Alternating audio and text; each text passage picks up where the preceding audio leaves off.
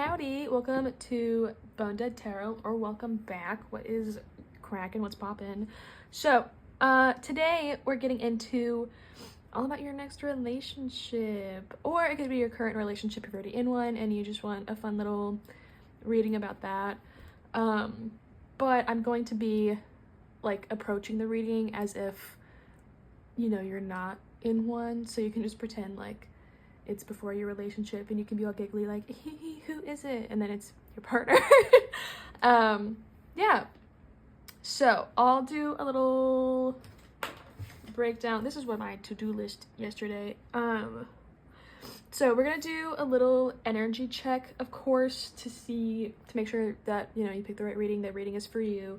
So we're gonna have a little area where it's you and then your next partner, or, you know, current, and then the energy of your relationship, your energy together, how the two of you like the energy that's created when the two of you are together, you know. Yeah, and I'm not doing like person A, person B, just to make it easier on me. So the left will be you and then the right will be your partner. Excuse me, I just had ramen. So pardon me if I'm a little burpy. Yeah, if you find that you sound more like the person on, I have fucking gnats, dude. I am gonna kill them. I'm sorry. I'm just really over them. If you find that you sound more like the person on the right, then I would maybe check a different group to make sure that you get the right reading and the reading isn't about you. And then if you don't really find one where you resonate with the person on the left, then there might just not be a reading here for you. R.I.P. Yeah, so we're gonna do the energy check and then we're gonna get into the tarot, and I'm gonna pull 1 or 2 cards per question. I have 6 questions lined up.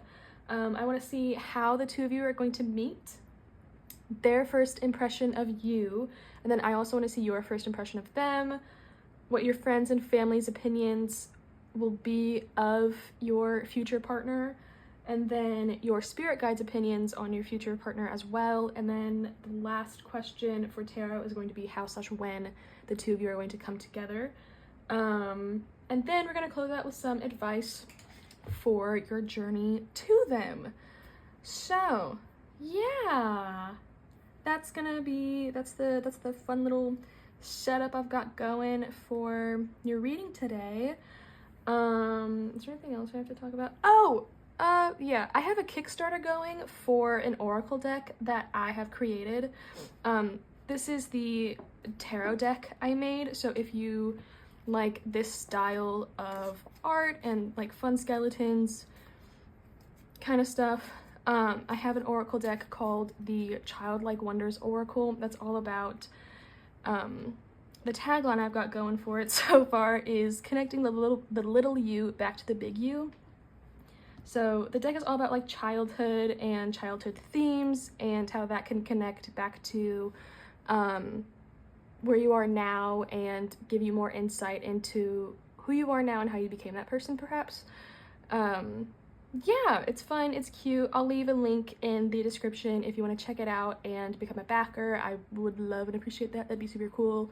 And then I can use my deck in my readings, and then that'd be so fun. And then you could use it in your readings. Ooh. Yeah, I've got that going on. Is there anything else? No. Okay, so yeah, we have 4 groups to choose from today. Group 1 with the Ethereal Visions Tarot and this Moonstone Palmstone. I hope you can see the flash. It's got a blue flash. It's really pretty. And then we have group 2 with the Bone Dead Tarot and this fluorite. I think it's a rainbow fluorite because it's green and purple. Palmstone. Ooh, it's got a cute little rainbow flash. I don't know if you can see that. And then group 3 with the Wild Unknown Tarot and this Hypersthene Palmstone. These all have flashes. That's crazy. except for pile 4 with the Cosmic Slumber Tarot and then this crazy lace agate palmstone. But it's really, really pretty, and it has a fun little, beautiful little druzy right there. over here. Yeah. Yeah. I love her. She's new. I love her. So is she. Okay. That's all I got for you. So take all the time you need to sit and see which pile or crystal or number, whatever it is that you use to figure out which pile you're most drawn to, and then I will go ahead and meet you in your reading. Bye. Hi pile 1, if you chose this Moonstone Palmstone and the Ethereal Visions Tarot, then this is gonna be reading. What a perfect spot for him. Okay, so before we get into the tarot, we're gonna do the energy check to make sure that this reading is for you. So, yeah, this is gonna be you, and then this is the energy that the two of you create together, and then that's your partner. Yay. Okay, cool. So, yeah, let's go ahead. Sorry, I move a lot. I've got the ADHD. I can't really sit still. So sorry about that if it shakes the table a lot. So, yeah, okay, let's go ahead and get into your cards. So we have the Dolphin to represent you. We have Libra. You don't have to be a Libra. It's just the energy that you embody for this reading, at least. And then we have the Queen of Cups and Graveyard. Where's the bottom of the... Oh, we're chilling. That is the bottom. Okay. Okay. And then for your partner, they're showing up as the Earthworm. They have Sun energy, the King of Swords, and Bed. And then the energy the two of you cultivate together, we have Well-Being. Aligned as the keyword, I suppose, and the trigger statement is, "It is not my fault," and the true statement is, "I take full responsibility." Shift into your body and listen. Release the emotions you have been storing and move forward. And then we also have Move On. Yeah. Okay. I'm enjoying all of the, like, pinkiness on your side. I think that's fun. So, I just did my nails. I'm starting to do my own nails myself. So they're not perfect, but I feel so fancy, especially when I wear my rings. I'm like, ooh. Anyway, I'm really enjoying this. This is actually really, really nice. There's a lot of very, very sweet and I think kind of happy-go-lucky energy with you showing up as the Dolphin. Water sign energy, or just like water signs, could be important. You could be a water sign or have like a water sign in your big three. So it's gonna be Cancer, Scorpio, Pisces, or, you know, Libra. Because the Queen of Cups also represents water. And then the Dolphin, you know, water. It'd be crazy if it wasn't water. Yeah, so the Dolphin represents somebody who is a healer and works on a very, like, spiritual level. So I think you are likely in the energy, or you're likely just somebody who is, you could literally be an energy healer. You could do, you could practice Reiki, or maybe you read your own tarot or cards, or have your own spiritual practice in some way. And you could use that spiritual practice to help others, or maybe you could even just be in the mode of helping yourself right now, which would lead you on the road of eventually helping others, you know, along your journey. You could be somebody who's also a romantic. I'm hesitant to say hopeless romantic because that just sounds like, I hate the word hopeless, like, boo. Don't be hopeless about it. You could be a hopeful romantic, perhaps. Or just somebody who really enjoys, like, romance or life. Love, sorry. Maybe life too. I hope you enjoy life. Or luxury is also coming through with Libra, because that's kind of, that is Venus energy. And then Venus reminds me of the Empress. There's a lot of soft feminine energy here. I think Libra is actually a masculine sign. I'm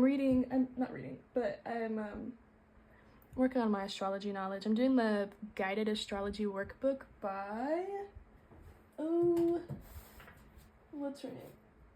Stephanie Capone, I think. Yeah. So I'm learning all about that. That's fun. Yeah. But there is an abundance of feminine energy here, just like softer, kinder energy, I want to say. You're likely somebody who's very, very kind, compassionate, giving. With healer energy, I often find individuals who take on that role can often be over-giving. Is that a sticker? Okay. Over-giving, where you might like overextend yourself in some ways just because you see other people. You might have the opinion of other people needing your help more than you need your own energy, you know? So you might find that you overextend yourself a lot, that you, and this doesn't have to be like a current energy. This might be something of the past, you know, kind of, it's almost people pleaser-ish. It doesn't have to be. It's just kind of the feeling of placing yourself second and then everybody else above you. You may have grown out of that, though. I think it's likely that the majority of you, or all of you, are going to be at different stages, but if it's not something you've grown out of, then hey, you can look forward to doing that in the future.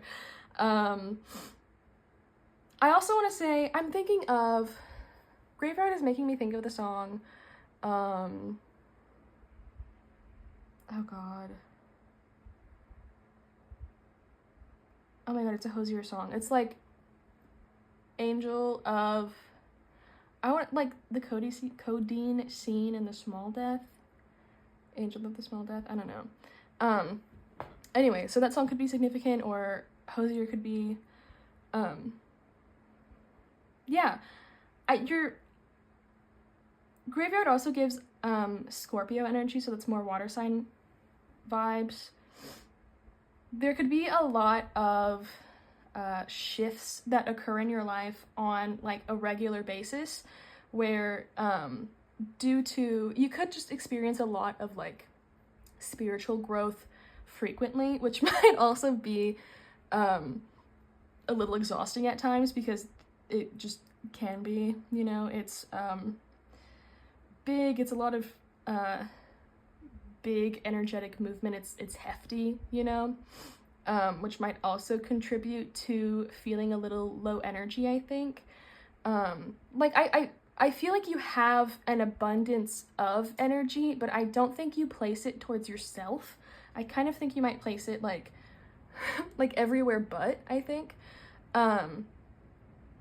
Yeah, you could be in a career that focuses on healing, so that could be like medical healing. I also want to say, like, I would say you could be a masseuse. That is also very healing, or in some sort of oh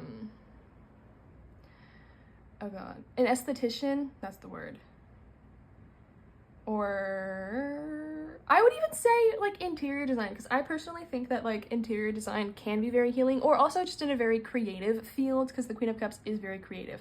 You're also likely very, very intuitive. You could have a very strong intuition and connection with spirit, or your guides, angels, whomever you like to connect to the most.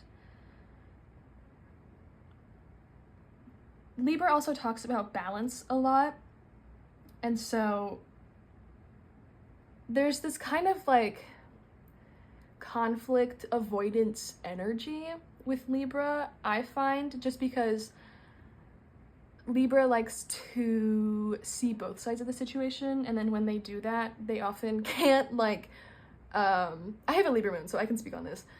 It's hard to pick a side when you can understand the reasoning behind both sides. And so you might be somebody who's often caught in the middle between people in your life. If they are having their own conflicts, you might find that you often play mediator, or isn't that a isn't INFP the mediator? I think so, because I'm also an INFP, hey. I think so. I could be wrong.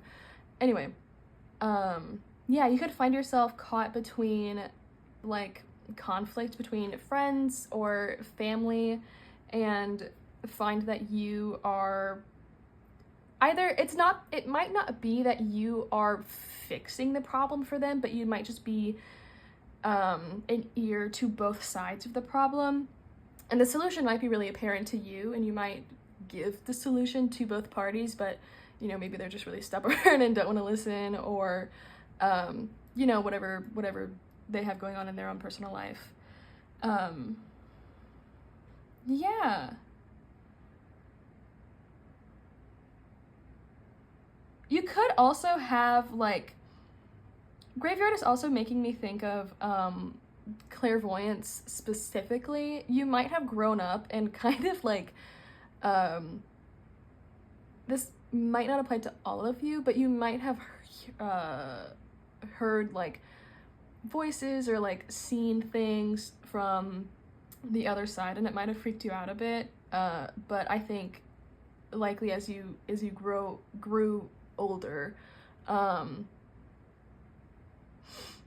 you likely honed that skill and developed it into something where you can pick and choose when, for the most part, you are able to tap into that, instead of having, you know, energy spirits come to you randomly at random times when it's maybe not so ideal or you have like a lot of other things going on, or you're trying to do something and then yeah. I also feel like there's kind of a quiet confidence on your side as well. You're not necessarily the loudest person in the room, but I think your energy likely has a big presence in and of itself. Like, you don't have to do much, I think, to command the attention of a room. Like, you don't have to try over and over again to get people's attention, because I think that you likely just have that kind of energy where you're able to get people to pay attention to you and listen to you relatively easily. Like, it's not necessarily like a charisma skill, it's more of just having an energy that I'm hearing like requires attention. Like, it just, I'm hearing that like you're meant to be a leader, you're meant to, which would make sense as like a spiritual healer. Hi, Cleo. Where you're meant to kind of like have a strong and reassuring and reaffirming presence to individuals, so that when you are in you know, a place of healing, when you are helping other people, they feel more like calm and safe in your presence. You might find that like strangers also often might like tell you their whole life story or just feel really, really comfortable with you. And I think it's because you just have an energy that is very strong and resilient and, again, reassuring. Yeah, very comforting to people. Like, I think people likely just enjoy being in your presence because it feels nice. It feels like a warm hug is what I'm hearing. Yeah. You could also be somebody with dolphin who really enjoys like the beach or the coastline, or you could live on the coastline of wherever you're at, or just water could be like a favorite of yours. Like, for example, when you vacation, you could choose like beaches or places that have like big water features that you can visit more often than other options, you know? Yeah. I also want to say you might keep your emotions closer to your chest, like closer to yourself. It's not as, because with the way that the Queen of Cups is like holding her chalice away from everything else going on over here. It's kind of like you have to, others kind of have to pass the test in order to have you be truly emotionally vulnerable with them. You're not just going to offer yourself up or offer up your emotions, or the most like, again, which is kind of more Scorpio energy, offer up anything about yourself readily, because people kind of have to pass like a certain threshold, I think, of being or becoming a vetted individual in your life, or you have to like, it's kind of like I'm thinking of that like shit, like the John Mulaney bit from, oh god, New in Town, yeah, where oh god, it's been so long since I've seen it, but it's basically like the one character who the title of the show is based after the, oh god, the bit I'm thinking of is where he goes like burp, I can't even remember what he says, like it's like little bitch or something, so it's kind of like, anyway, the idea is basically you probably have like a very good radar and a very good way of reading people and individuals and their intentions, and being able to discern whether or not they're deserving of your energy, which I think is likely a skill that you had to build. Early on in life, you may have been very, very trusting as an individual and trusting of like, oh my god, there's no way people can have bad intentions towards me, because like, who would do that? I wouldn't do that, so other people wouldn't do that. And then, you know, maybe you'll learn the hard way, and that's not always true. Yeah, pink could also be important, just kind of like, pink is the feminine expression of the heart chakra, so yeah, you could be very in tune with your own heart space as well. And even the heart spaces of others, I'm hearing too.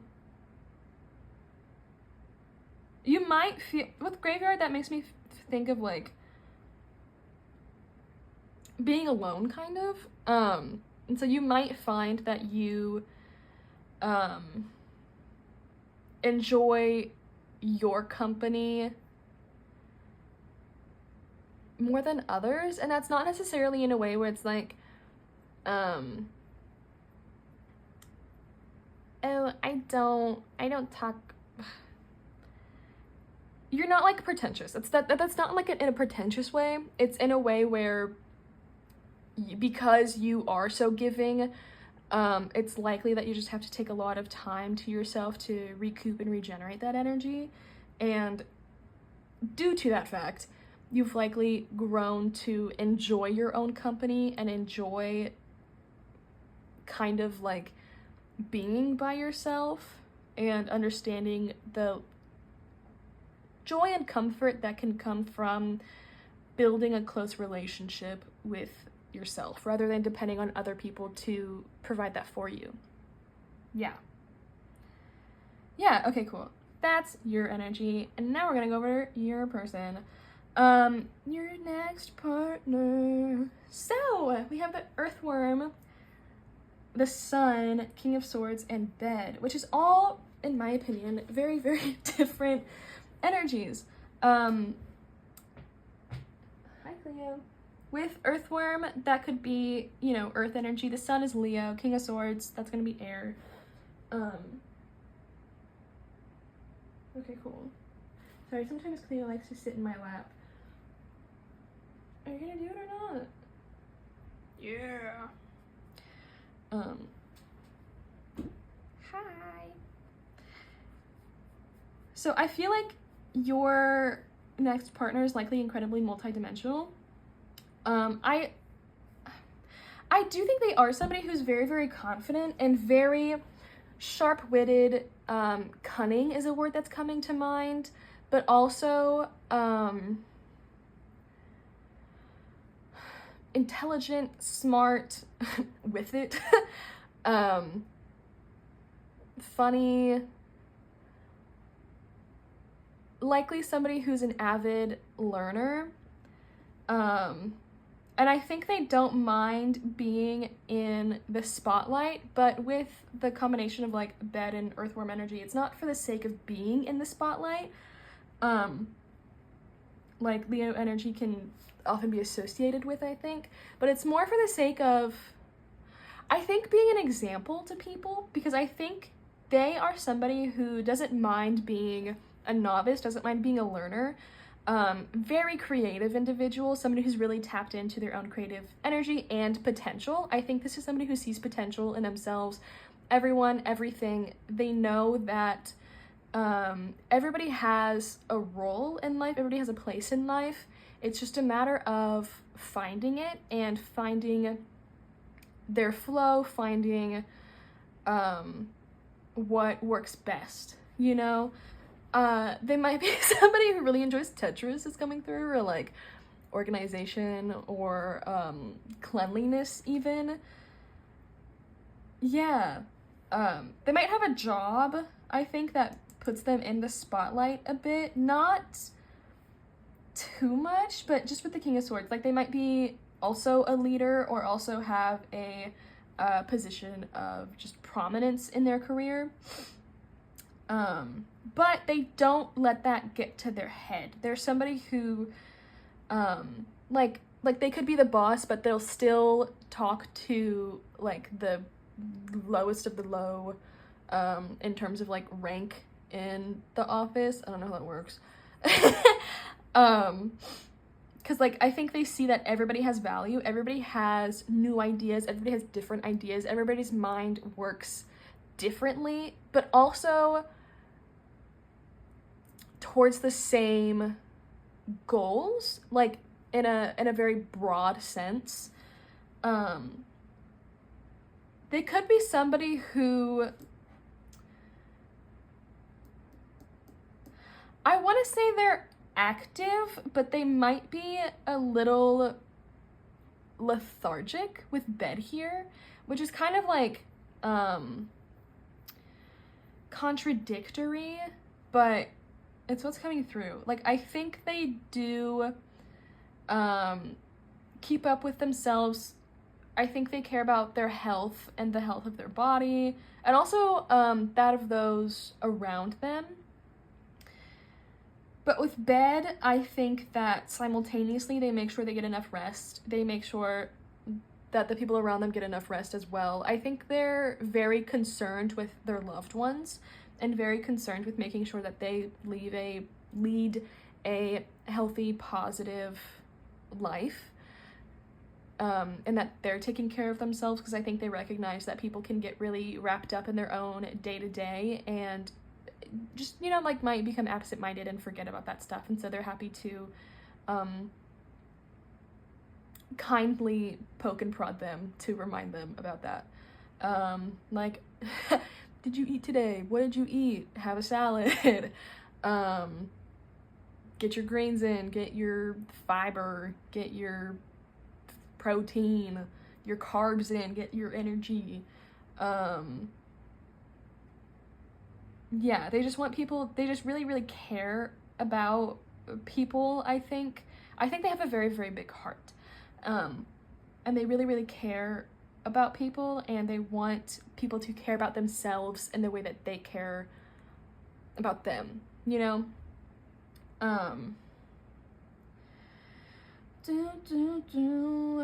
We do have more masculine energy over here, although Earth is also feminine, so I think the two of you balance each other out really well, because the Sun and Swords energy is masculine, and then, you know, Water, Queen of Cups, feminine, but then Libra is a masculine sign. So I think the two of you have balanced feminine energy, feminine and masculine energy within yourselves, but it also, you complement each other very well in that aspect too. We're able to play off each other's strengths and weaknesses, and build each other up in positive ways, and show each other where the other might be lacking, or where the other might need more focus or more attention to be paid. Yeah, they might be somebody who really, like, I think they likely really enjoy sleeping in late. I don't know if they get that opportunity frequently, but I think they really, really enjoy it, and it's one of their, like, guilty pleasures in life. Is coming through specifically. They might also be somebody who's a really big cuddler, or they might have a lot of hobbies that could be deemed, like, lazy, which, you know, teach their own, I suppose, but, where they're not, like, physically active, I suppose. So, like, reading could be a hobby like that. Gaming is coming through. What else? That's kind of all that's coming through. Those are the big two then, perhaps. Again, I do think this person is an avid learner, so I think they like to pick up different skills. They could read nonfiction books. Like, they might really enjoy nonfiction, but I also think they likely enjoy fiction. They kind of like a little bit of everything. Like, they like the spice of life. Like, there's so many different flavors and textures in life to explore and to indulge themselves in, and they want to really try it all. I think they likely could enjoy traveling. I don't know if they get the opportunity to, again. I think work might be the big preventative thing with that. Same with, like, the sleeping in thing. Excuse me. Yeah, let me get some water. Yeah, I think they're very, very organized with all of these, like, straight lines here, but still very, like, creative, although they might keep their more creative side to themselves. Like, they could also really enjoy, like, painting. I heard painting by numbers. Or like those diamond paintings. My mom loves those, or she used to. She hasn't done one in a while. Puzzles. I think this person just has, like, they really enjoy creative things that also spark their analytical side, I think. But, I think they like to keep that to themselves because they want it to be, hedonistic is the word that came to mind. So I suppose, something for them to indulge in. Again, like a guilty pleasure, like something for them to kind of have for themselves and not feel any pressure to succeed or any pressure to do, like, the most, you know, and just let mistakes happen and not be stressed about them, because it's supposed to be for fun, and you don't make mistakes when you're having fun, or you're not supposed to focus on that stuff, and let it get you down. Yeah. I don't remember if I said this, but I think they also have a strong presence, and I do think it is in the way where people command they command a lot of people's attention. There's a tickle in my throat, hold on. Ugh. Sorry. But this feels in a way, this feels like it's in a way where they are a leader, and it's in a way where they do, like, delegate tasks. I feel like they have a position of prominence, or just, like, a high-ranked role in whatever career they have. They could have people working under them. Yeah, but again, they don't, like, let that get to their head. Like, I think they feel very, very grateful for the opportunities that they've been given, the boons that they've been given. And they let that guide them into giving other people those same opportunities as well, because, like, it's like, you help me, I help you, you know? They aren't, this is not a selfish individual. I think they're very kind with their words as well. Very, very, aware of the power that words hold. So I think they will choose their words very carefully. They might speak with, like, a slower, inflection, pace, just so that they can think their words through and think through what they're saying and make sure that they're getting their point across in an accurate way and they don't misspeak to the point where it could throw off or misconstrue whatever they're trying to say, and make it look like they're having to like backtrack and cover their own ass, I guess, when they have to backtrack. Yeah.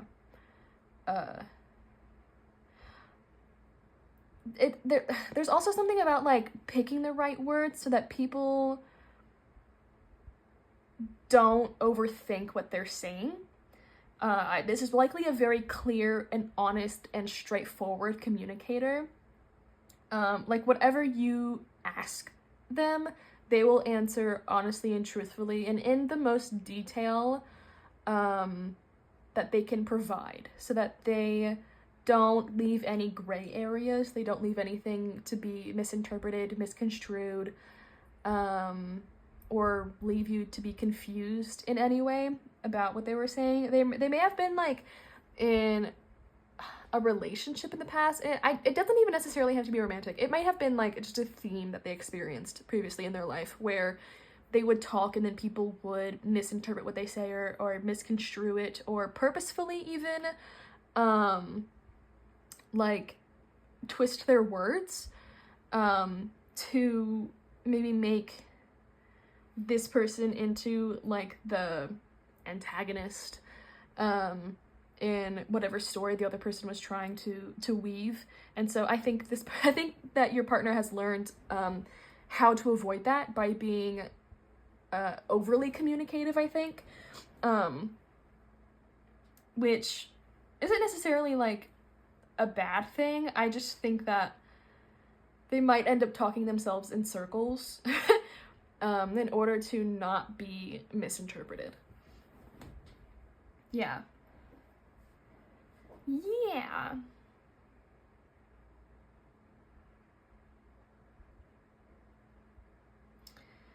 Is there anything else? I think they're likely a very warm individual with the sun here. Very welcoming. I think people find it really easy to talk to them and really easy to approach them with a question, because they never want to make anybody else feel stupid for asking a question, even if it is like a stupid question. They don't want to make the other person feel stupid, because like if they're asking and then they genuinely don't know, but they also genuinely want to understand and learn, and you can't fault somebody for that. Yeah. I'm also thinking, oh god, I don't remember if this is true, but like, I don't remember if it's true, but the idea of like cutting a worm in half and then it just turns into two worms is coming through. I know that a lizard can lose its tail and then regenerate its tail, but I don't know if the worm thing is true. But it's still making me think of like regeneration. And so I think this person, if they ever get knocked down or when they ever get knocked down, they come back like twice as strong. Like they learn from their mistakes and then they do everything in their power to avoid making that happen again. Yeah, it's I'm getting the idea of like a ship at sea, specifically like a pirate ship. I don't know, maybe this person's really into like pirates or Pirates of the Caribbean or Jack Sparrow, or maybe their name is Jack, I don't know. I spit, that's really cute. Hey girl. Sorry. But it's the idea of like a ship having holes and having to like, and like realizing that there's holes in the ship. I mean like a ship, haha. And then instead of just plugging the hole with something that like spackle, or something that will inevitably like lose its strength, your partner would instead like plug the hole with like reinforced steel instead of just like with wood or flex seal, flex tape, I don't know. Yeah. Cool. They could have their sun in an earth sign or their sun in an air sign. They don't have to. Bed is also kind of giving Taurus energy. I will not lie. Just because Taurians are very comfy cozy to me.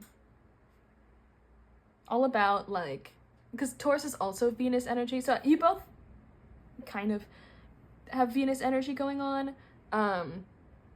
Libra is more of, like, the pretty side of Venus energy, I have found, and then Taurus is more of, like, the comfort luxury side of Venus energy.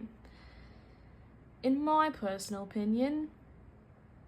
Yeah, so for your relationship together, I think the two of you ensure that the other person is healthy, ensure that the other person is taking care of themselves. I think the both of you are very good at being independent, and I think that the two of you become interdependent when you're together, and you don't lose any sense of independence, but not to the point where it feels isolating or where it feels like you are two separate individuals that don't merge and come together at any point. It's like a Venn diagram. Like, you have your life that you're living, they have their life that they're living, and then, you know, you meet in the middle, and that's the life that you share together. Which is ideal, I suppose. Yeah, I think the two of you are likely a very good listening ear to one another as well, and very good at holding each other accountable. I think if either of you are ever having issues outside of the relationship with other people, you might help each other get through it and give each other solutions and ideate on what would be the best approach here. What? Okay, that was my sister. I hope, I freaking hope the audio is still there. I will be upset if it's not. Anyway, oh my god, it's been 36 minutes. Damn. This is gonna be a long one. Yeah, I think the two of you, like, fuel each other emotionally. And it's kind of like, because the two of you have each other in your lives, there's just kind of this feeling of, like, ease and feeling very settled and rooted and grounded and more sure of yourself and more like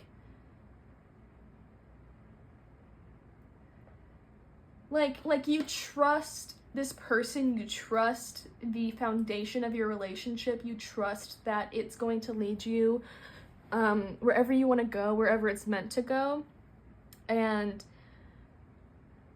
it just feels very supportive. Like, you know that whatever you do, wherever you go, you will always have this relationship, your partner, to come back to as like home, as like home base, you know?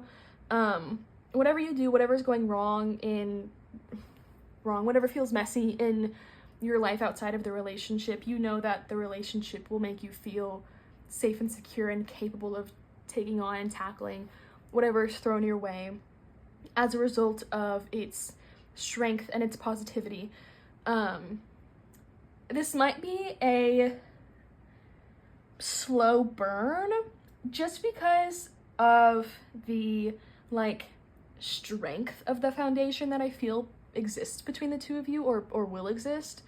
And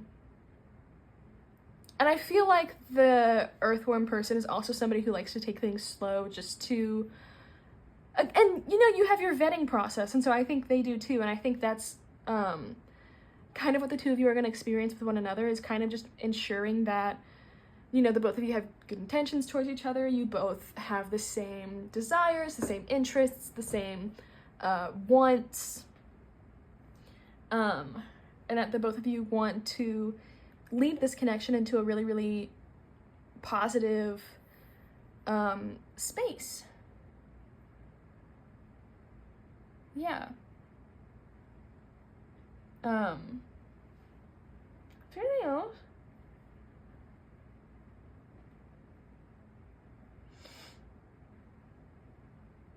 I think that's all I'm getting for the energy check. Cool. So, Signal, Signasty, let's get into the tarot.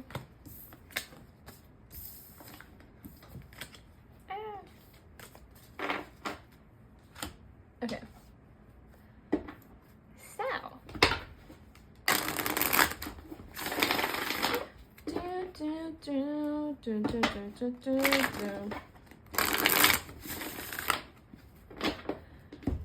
Let me readjust. Okay.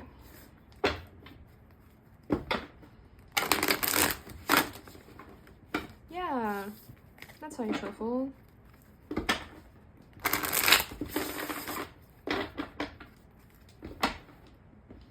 All about partner and their partner, please. Excuse me. Turns out when you have nails, it's a little bit more difficult to shuffle than when you don't. Okay. Brown, brown, brown, brown, brown. So, the first question, how the two of you meet. I think I'm gonna get 2 cards per question. Just because I feel like that gives you more info. Okay, so how will pile 1 meet their next partner? How will pile 1... Okay, we have the 6 of Wands with the 7 of Cups. I think I want to get them all out and then talk. Maybe I'll do that, depending on how much space we have. And then what is pile 1's partner's first impression of pile 1?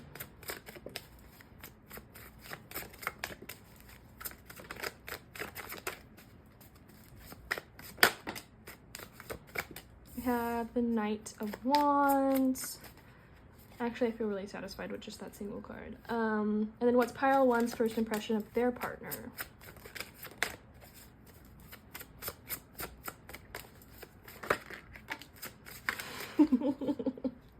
The Devil. Okay. And then what is pile 1's friends and family's opinion of their partner? Oh, we have the 8 of Swords. Can we clarify that? The King of Swords. Hey! Oh my gosh. Hey, King. And then what's pile 1's guide's opinion? Oh. Do you want to be reversed? Yeah.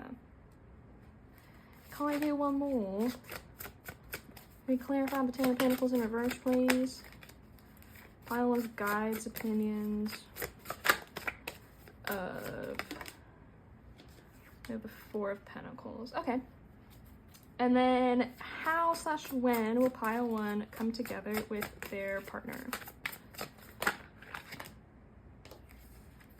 We have the Page of Cups and the Hermit. And then on the back we have the Queen of Swords. Aw, make them kiss. Okay, cool. Strength in the middle. Where? Hey, where do I put this? Over here, I guess. Okay. So, lots of purple. That might just be the deck, but lots of purple. So, interesting. For how the two of you will meet one another, we have the 6 of Wands and the 7 of Cups. The 7 of Cups is giving me the vibe of like, it's gonna be different for everyone. But with the 6 of Cups, well, excuse me, Wands. Hey girl. The 6 of Wands, I think it might be that your partner is, because they are in a position of prominence or something where it feels like the attention or like a lot of attention might be on them in some way, shape, or form. Like the kind of vibe I'm getting is like you're at like a convention or something, or like a work convention specifically, and they're giving a presentation and then you are there with like a friend. I heard a partner. That's kind of funny. So maybe you could maybe like that's kind of funny. I mean RIP, but I don't know. Anyway, take that how you want to. But you're like at a convention and they're giving like a speech or a presentation on whatever their work is about, or whatever they've been like studying, I suppose, within their field. And then you're there and it doesn't feel like the gathering would have anything to do with like you or your interests particularly. It could even be that like you're just bored, or like traveling and bored and like need something to do, and so you go join this and you're like waiting, like it's like it feels like you have like 3 or 4 hours to kill before you have to go to the airport for your flight, but you had to check out of your hotel, and so you're like, well, shit, I guess I'll go to this thing that's going on in the lobby of the hotel. I don't know. Yeah, and then they're like giving a presentation, and then you make eye contact, and then nothing happens because it's just eye contact with somebody and it doesn't really feel anything special. But then like they come up and talk to you, or you go up and talk to them and like ask them questions, because maybe whatever they talked about was actually interesting. Or you could like bump into them in like a buffet line after they did their little speech or presentation or whatever. And then you kind of just get chatting, and then you like eat your food together and still get to know each other, and then share numbers, and then go your separate ways but still continue to talk, and then you become friends, and buds, and then slowly romance sparks fly. Taylor Swift. I actually don't like Taylor Swift, but that song is coming through. I actually don't know what the song sounds like, so just the title is coming through. Sorry to all the Swifties out there. Sometimes you just get really tired of hearing about a person your entire life. Yeah.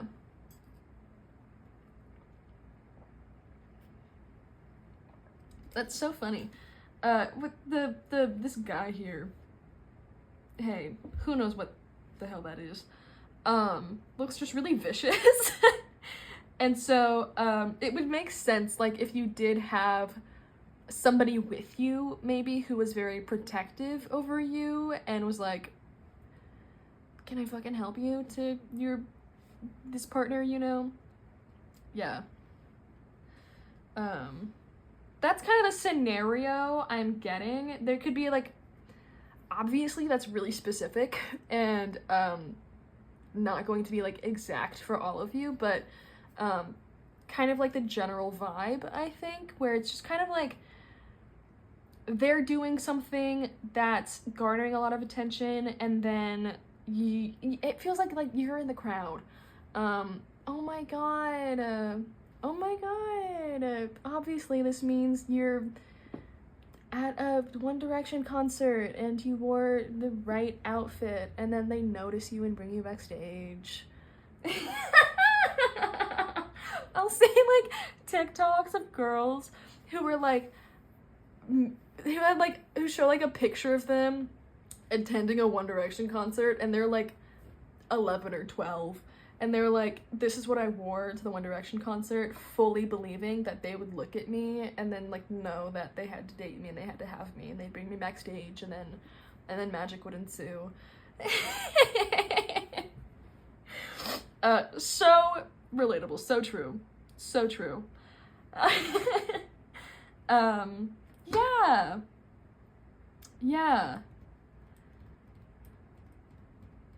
Yeah, that's all I'm getting for how the two of you will meet. So their first impression of you and your first impression of them, you're both very, very, very, very, very physically attracted to one another. I think their first impression of you is, I think initially they'll see you as somebody who's very like fiery and fun. You might find that you, along with which makes sense based off of what we talked about earlier in your energy check. You might find that you just feel really comfortable with them and that they're really easy to talk to, and so you might find yourself like cracking jokes and being really silly, and even like making fun of them a little bit, I think, in like in a lighthearted way, you know, where it's funny, but also like accurate. Even like fully just meeting this person, you can fucking clock them on shit. Yeah, I think that they're going to see you as somebody who's like really creative as well. You might just like look like a creative person, or you could be telling them about whatever it is that you do or hobbies. Also very, very driven. They see you as somebody who's really driven to succeed, and somebody who will succeed in life as well. Yeah. Especially if you are like on the move whenever you meet them, like you have places to do, people to see. Did I say places to do? Places to be, things to do, people to see. Goodness me. Bars. So I think they'll see you as like they might see your first meeting initially as being very rushed. Like they might not feel as though they have ample time to get to know you and to get to understand you, is how it's coming through. And I think they might be a little bit like bummed out about that, but that might be why they are like, let me get your number, pile one. I just, you know, you seem really interesting, and I'd love to get to know you more, because I feel like there's more to you that I haven't been able to discover in our brief encounter. And then you're like, sure, okay, all right. And then with with your first impression of them being the devil, I think you know they find you attractive, but I also think you find them attractive, and so it's like, well, okay. I don't know if you like will initially admit to yourself that you find them attractive, because there's kind of this feeling of thinking when you meet them that they're arrogant, or not conceited, but like puffy chest, like there's bravado, like they're, it's giving like, like arrogant businessman, who thinks that he can do anything and get away with anything, even if they're not like a man. It's kind of giving that vibe, which is not their vibe at all. I'm gonna be so real. They're very, very grounded, very down to earth, and very, again, like we said, like they listen to everyone. They do not see themselves as above anybody. But I think with your like initial impression of them, you might even see them as like a bit of a player, just like with these people down here, and then this person kind of like presiding over them, and that one doesn't even have a face, you know, and then Miss Homegirl here is sleeping. You might see them as like a bit of a player, or something like that, which might fuel your like lighthearted teasing. I think they'll have a nice laugh, and I think they're gonna take everything in stride, and not take anything you say when you're teasing them too seriously. And I also think that's like why they'll initially really like you, is because you're very fun and you're very lighthearted, and bold and brave and not afraid to speak your mind, is how they will see you. Yeah, the devil is even Capricorn energy, which makes sense with that, like, the businessman vibe. That's funny. Yeah. Is there anything else with... I actually do think you are going to be very, very physically attracted to them, but because you also have this vibe that, like, they seem like a arrogant asshole, but, like, they're really nice. And so there's, again, like, that kind of denial of being physically attracted to them. You're like, no. And then I think you'll actually get to know them over, you know, the period of like months or however long it is that you continue to build your foundation together like we talked about.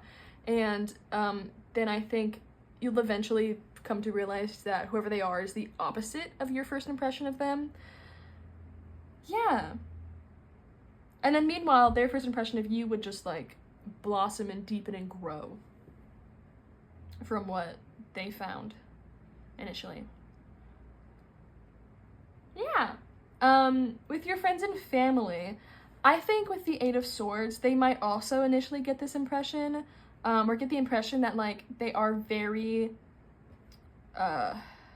business oriented.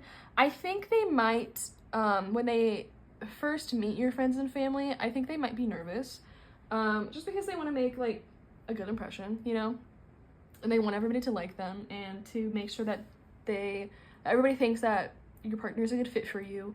And so it feels like interviewing, where they're putting on like their best face, they're giving all of their like, they're putting their best foot forward, stating like, it's like they're giving their resume, like, I'm like, here's examples of how I'm a really good person.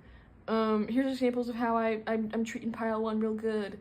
I promise, I swear to God, please like me. Especially if you have like a track record of dating like actual assholes, then I think, and your partner will become aware of that. And so I think when they meet your friends and family, they're gonna be like, God, I hope they don't think I'm like that. I need to prove to them that like I'm better than the rest, and I'm awesome, I'm amazing, I'm a great partner to pile one. Yeah, with the Eight of Swords, it's yeah, like your friends and family might have some preconceptions. I think that's a word. I know misconceptions is also that. Preconceptions and misconceptions about who your partner is, likely based off of your previous track record. And so when they meet them, I actually think they'll be pleasantly surprised, because I do think that they will make a really good first impression, of being strong, intact, like, hey girl, what do you mean intact? Like morally?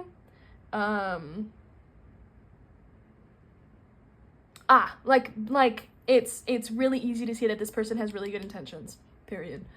Okay, could have just said that one. And also very driven, and also very like fair-minded, and cares about you a lot and puts you first before them as well. Also a very good communicator and very straightforward, and I think people will like that.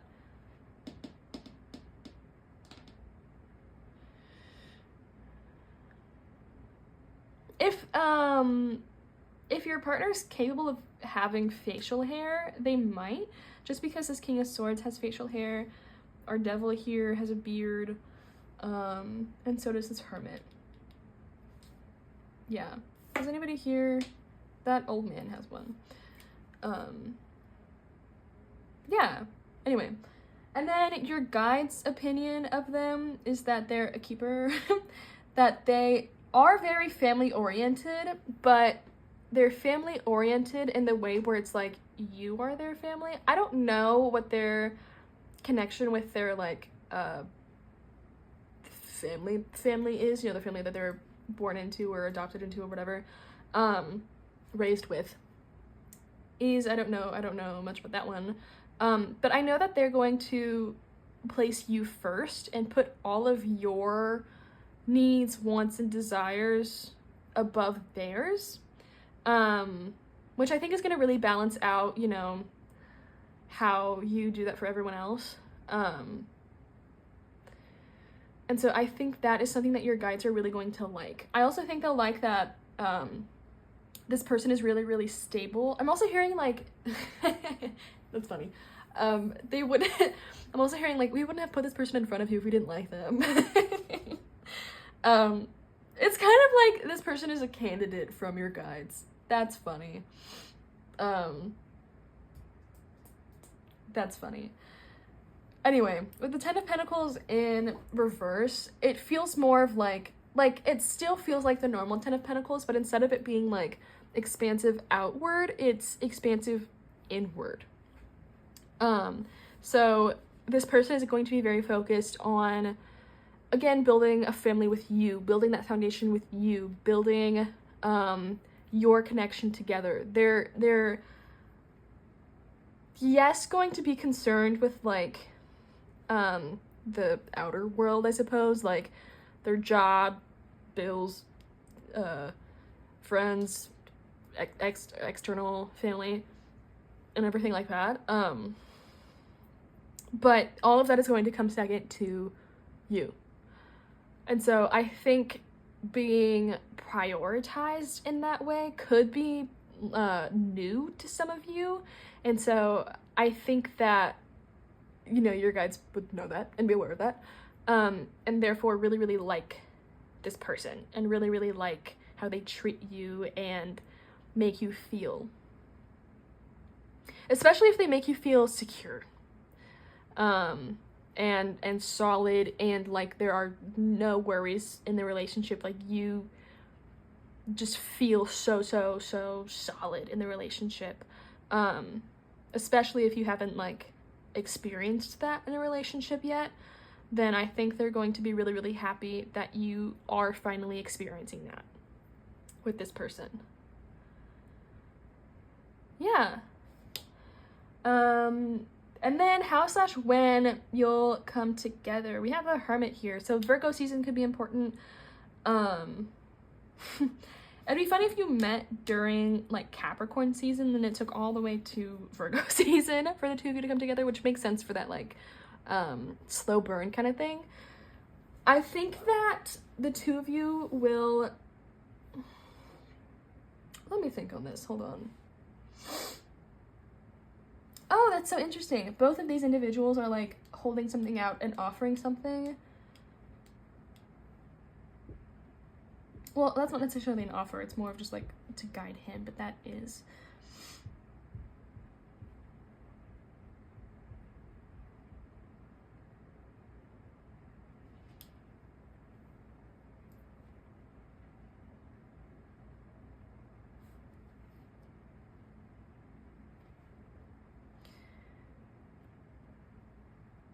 I feel like it'd be in a very, very intimate way with the Hermit. Like it truly would just be between the two of you, betwixt. I really like that word, betwixt.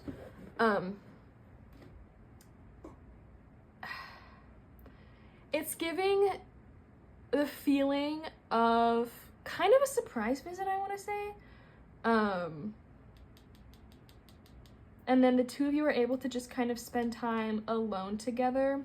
And then I think it would be a very subtle offer and very, very, not casual, but there would be no expectations.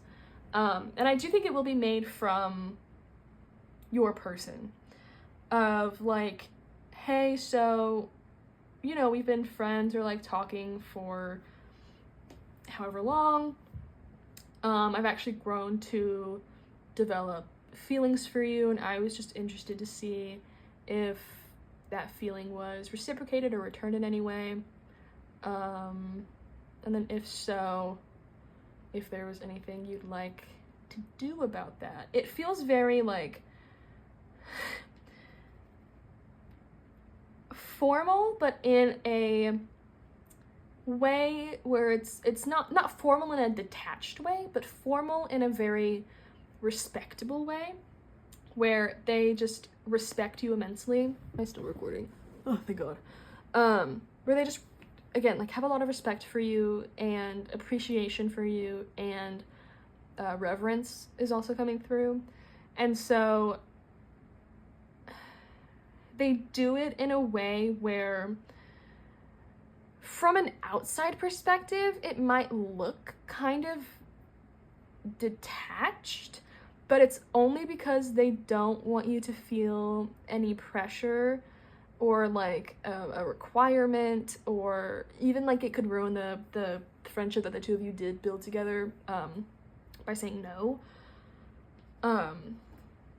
Yeah.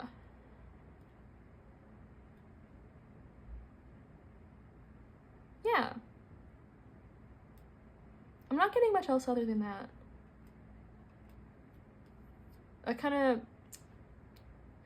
with the Hermit, it's kind of giving like, it will be your own experience to see, to fuck around and find out, if you will. Yeah. You know, it's crazy. I actually didn't pull any cards, or I didn't pick a deck for advice for your journey to them. Pause. Sorry. My Shelfo Dex is just right here, so.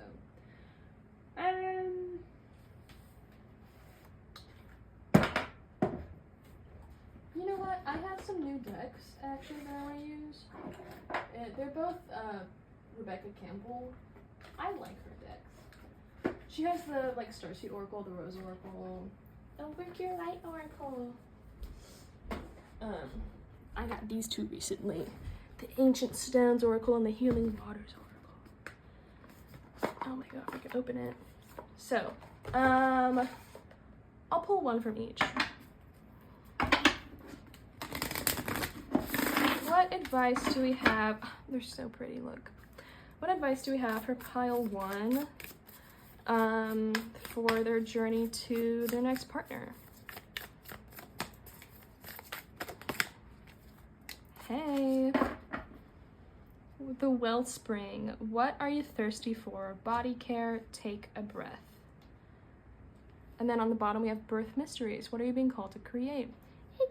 Baby. I have insane baby fever, but it's like all the time, so. I blame the internet and people posting their babies. I just want to squish them. Let me get one more and then we'll talk about it.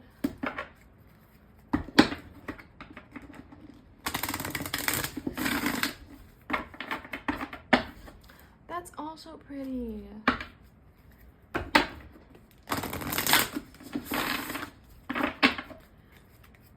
What advice do you have for pile 1 for their journey to their next partner?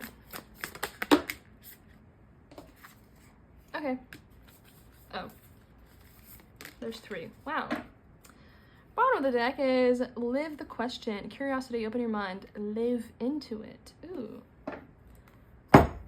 And then these 3, we have stepping stones. Take the next step. Simplicity. Focus. Obstacle. Find another road. Flexibility. Change. And then the healing stones. Tenderness, care, gentleness, nourishment. There's kind of a lot here about making sure you take care of yourself with these 2 and be gentle with yourself and nourish your temple, nourish your body with good food, good water, good pleasure as well and experiences. And make sure, like, if any obstacles come your way, there's always a way through them. There's always a way through it, over it, under it, either side of it, you know.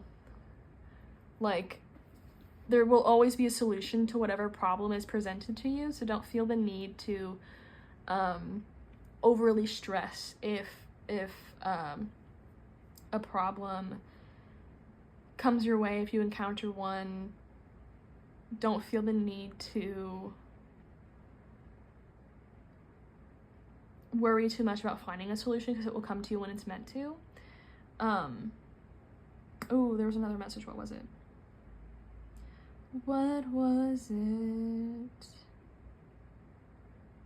Oh, you can't mess up this journey, by the way.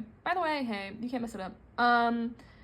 It, again, will come to you when it's meant to, and if at any point you feel like there was an opportunity to meet this person and then you missed it, know that, like,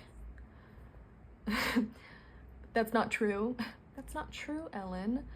And the right opportunity to meet this person, the correct one I'm hearing, will not pass you by, and it physically cannot pass you by. Like, it's, hey, it's written in stone. It's written in stone, when and how you're meant to meet this person. Because that was, like, really specific. That was, like, a really specific, situation. So I kind of feel like you can't really,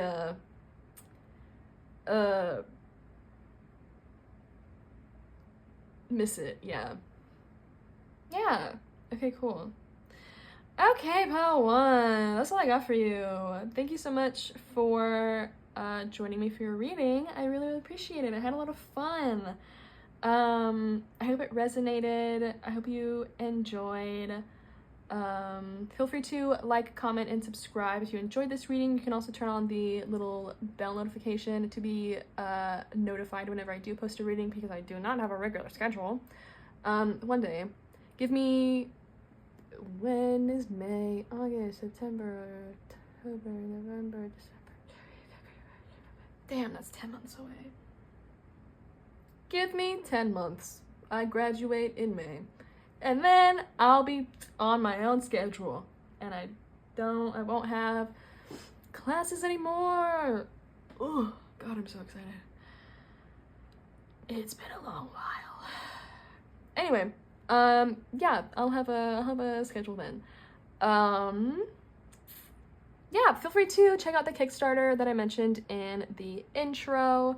The Childlike Wonders Oracle. If you also want to check out my tarot deck, the Bone Dead Tarot, a link for that will be in the description. And if you want to book a personal reading with me, the link for that will also be in the description. And if you want to follow me on any social media where I post other readings like TikTok and Instagram, my handle for those is Bone Dead Tarot. Okay, cool. Is that everything? I think so. Okay, cool. Thank you so much again for joining me for your reading. I really appreciate it, and I hope you have a lovely morning, afternoon, or night whenever you're watching. Bye. Hi, pile 2. If you chose this Rainbow Fluorite Palmstone and the Bone Dead Tarot, then this is gonna be your reading. Okay, so before we get into the tarot portion, sorry if there's a lot of cat hair. Cleo's in my lap right now. So it's gonna be everywhere. Before we get into the tarot part of your reading, let me move that guy. We're gonna do the energy check.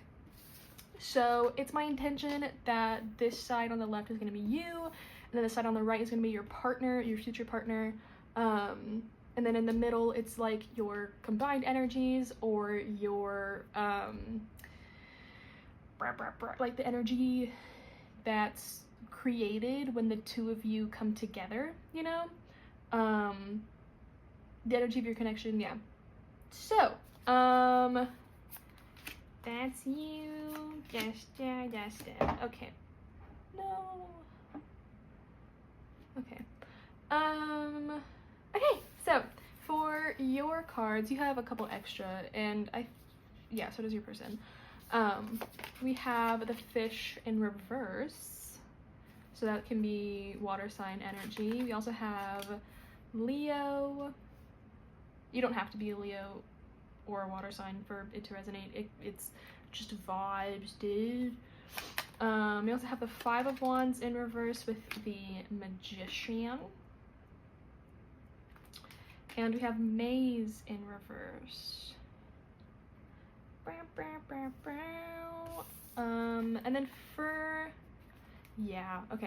for your connection together, we have Trust. We have Harmony with the trigger statement, I am boiling over, and the true statement is, I allow myself to feel. Give yourself space to decompress and take time to nurture your body, mind, and spirit. Allow emotions to surface and release. I'm pretty sure this is the sacral chakra. Nope. Hey, girl. Hey, that's gonna be, oh my god, solar plexus. Jesus Christ. I'm really good at remembering their names. We also have Freedom. This card, when I pulled it yesterday, because I'm filming the day after, hey, when I pulled this yesterday for you guys, and after I flipped it over, the song Freedom Lover by Ocean Alley came to mind. So either there could be like messages in there for you, or it could just be the title that's important, or the band. They're a sick band, I recommend them, I love them. For your partner, we have Hyena in reverse, and then Venus and Psyche.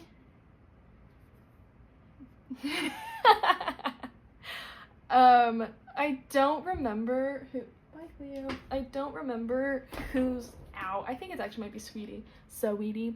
Because my sister listens to rap and stuff. But I heard the intro, Pretty Bitch Music. Just because these are both like pretty bitch vibes, you know? Anyway, we also have the Two of Wands in reverse and Plateau. So, I dig it. I like this. I kind of want to start with your person, actually.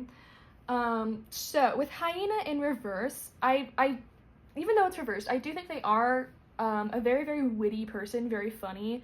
They have a lot of like quick little quips that they can just like fire off at random is what I'm hearing, but also just like it's like it's a machine gun, like they won't stop coming, you know. Aw, damn, sorry Smash Mouth, but that did make me think of Shrek. Okay, anyway, I think though, because it's reverse, I do think they keep a lot of things bottled up into themselves, which I do think in turn kind of creates this plateau. I think it might be hard for them to come out of their shell. They might have like a persona that they play into and that they let other people believe to be their like true and authentic self. They might be into like acting or theater, perhaps. I heard theater of the mind. Which makes me think of Dungeons and Dragons, or other games that use theater of the mind. I am not aware of any others. So, if you know any others come to mind, that's it. Hold on, I have to make sure that the camera's set. See, it's not. I kind of had to.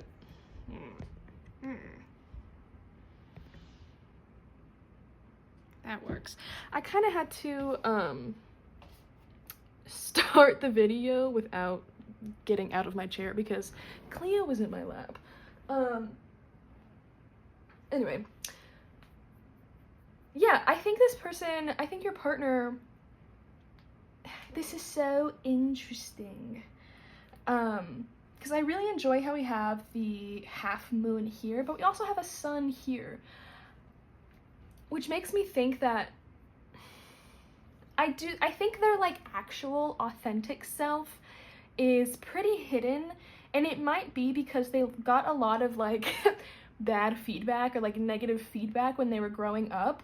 Because I'm also thinking, because we have Venus and Psyche, and Venus is associated with like bitch, that's Venus, you know, and the Greek equivalent of Venus is Aphrodite. So they're both here. And in Psyche's lore, mythology, and her story with Eros, she had beauty, I think, that rivaled Venus, or like was said to be, Aphrodite was greater than Aphrodite's or something like that. And then Aphrodite was like plague, and then that didn't work. Anyway, so I think that there could have been a lot of jealousy early on in your partner's life because they're probably like a really attractive person. Like, and it's not even like attractive, it's just beautiful. Like it's straight up beauty. It's not like, oh, that person's cute, oh, I find that person to be attractive. It is like objectively they are a beautiful person physically. And I also think on the inside, but they don't let the inside show too much. I'm also getting a message that, like, growing up, a lot of people just straight up, like, might not have cared what was on the inside, and only cared about their more, oh, a word came to mind and then it left. They're more, like, physical beauty, you know, the more, like, vapid things, I suppose. But that's not the word, whatever. It'll come to me if it wants to. This is also fire energy, by the way. And then Venus is associated with Taurus and Libra. Yeah. But I do think that this person, I think they had a friend group growing up, that wasn't supportive of, like, their hobbies, or maybe they didn't share, like, a similar sense of humor or something like that. I also think this person is really intelligent, and I think people don't give them enough credit for that, and don't, like, recognize that or say that about this person, or would be, like, shocked or surprised to find out that they're, like, secretly a no, I guess that wouldn't be secret if they're a neurosurgeon. That would be, hey, that's their career. But, like, oh, deja vu. Hey, what's up? But secretly just, like, really, really, really smart, like, rocket scientist, like, really good at, I want to say everything, but they might have, like, a special, subject that they are especially skilled in.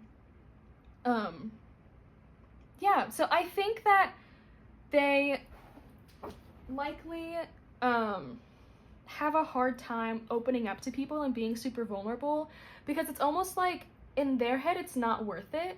In their head, they know that it won't be met with either the same energy, or it won't be met with, like, open arms, acceptance.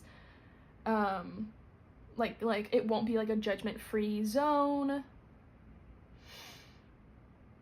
Yeah, because it's like, they're not, the way it's being phrased to me is that they're not being what other people want them to be. So it's not worth it to try and fight their stereotypes, just to end up getting their feelings hurt by revealing their true selves. Damn. R.I.P. That sucks. Tell your partner whenever you meet them, you know, I'm sorry that that's been their experience. But that's also, like, why I really, really like the trust and freedom that we have here, because it just goes to show, sorry, I get really excited. And harmony, like, I'm boiling over. I allow myself to feel. In your connection with your partner, they are going to feel a level of, and a sense of freedom, and it's going to be a judgment-free zone to the extent that they've just never felt before, they've never experienced before. Other people might have tried to give them the option of that, but I think this person likely turned it down, or just assumed it was, like, too good to be true. But I think with you, with Leo here, and the fish, and Maze, like, you're not complicated, you're very straightforward. You, also with the Magician, that's Mercury energy, so very, very clear communicator. You don't play any games, you don't hide behind a wall of a version of yourself. You are your complete and authentic self. You have drive, you have passion, you are constantly on the go, constantly moving, but not to the point of using it to distract yourself from things, or using it because, like I'm thinking of when a shark, like, stops moving, they die.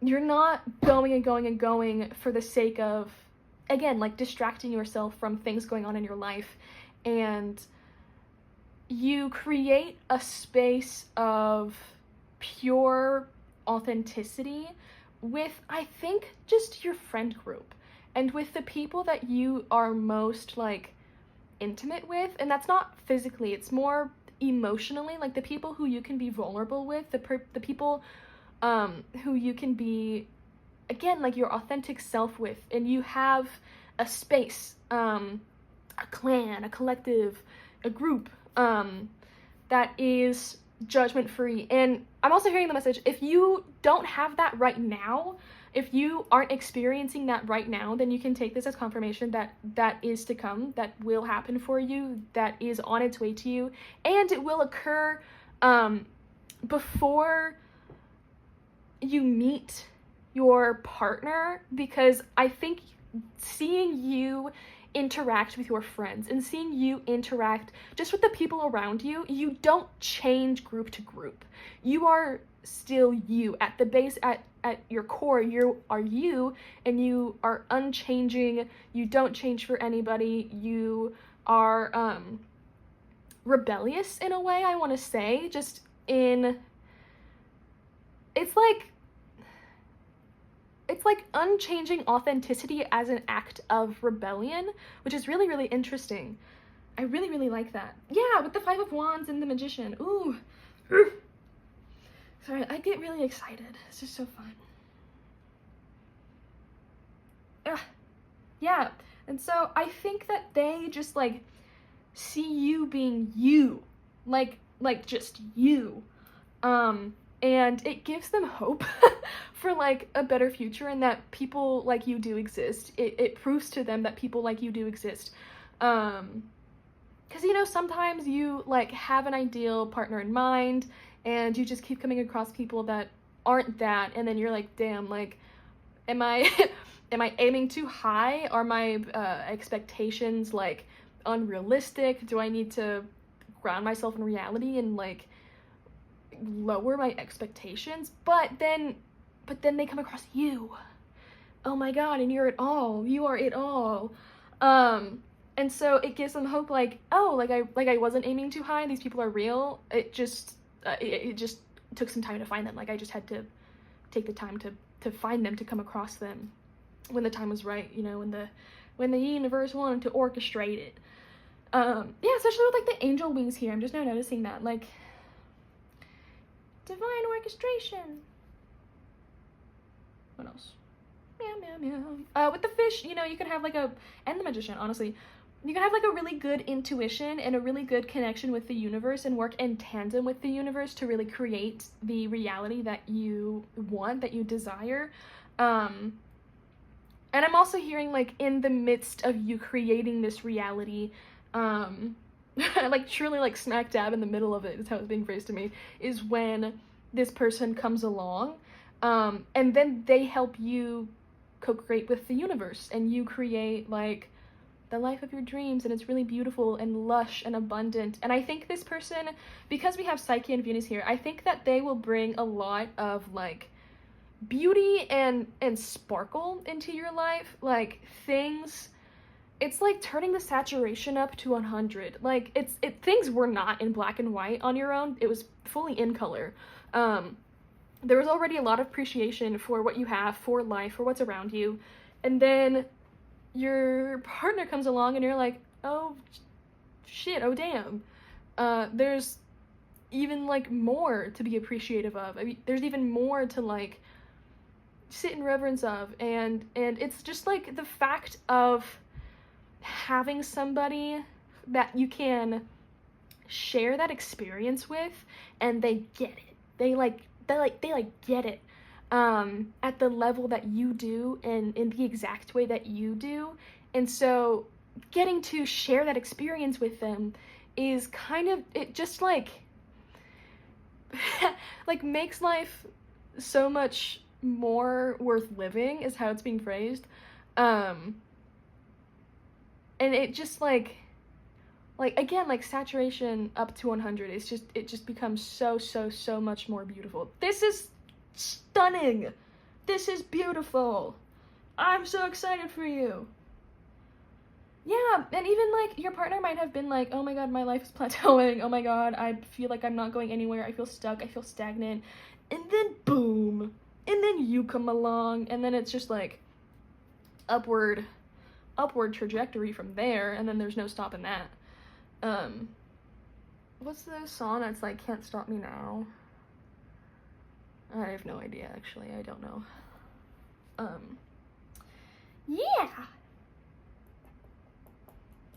Yeah. This is beautiful, pile 2. Oh my gosh. I'm so excited for you. This is like, it feels very emotionally fulfilling. It, like, if you have ever dreamed of a love that seems like it's fairy tale material, or like it's really unrealistic, or like really, really high standards, this is it. Like, it is possible, it is coming to you, this is your next relationship. So it's yours to claim, to have, to appreciate all of it.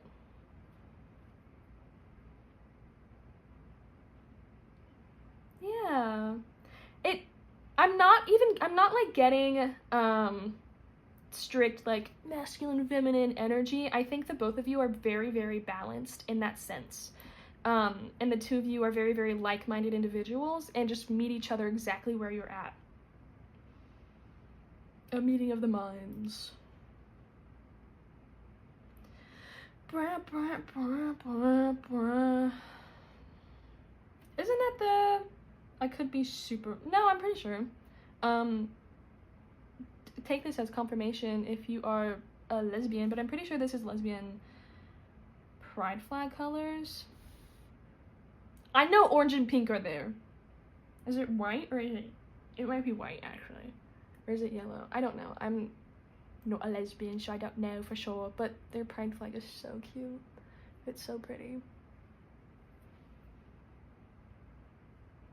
Okay, I think that's all I have for the energy check. Pile 1's energy check was like long, it was very, very long. This is really straightforward, and like, I think your relationship will also likely be very straightforward and very like exciting and passionate, and I don't know if things will progress quickly. That might be different for each and every one of you, but it might feel like the two of you just click very quickly. Yeah. Yeah. Okay, cool. I think that's all I have for your energy check. So let's get into the tarot. The tarot. Oh, no. Hey, don't do that. Oh, hey, let's not burn ourselves. Meow. Okay. Do you want to see my lighter? It's a little cat with a fucking pineapple hat and glasses. Okay, anyway. I also have one of a dog driving a car, and I thought it was really funny. Anyway. Like, it's just silly. Anyway, yeah, okay. So,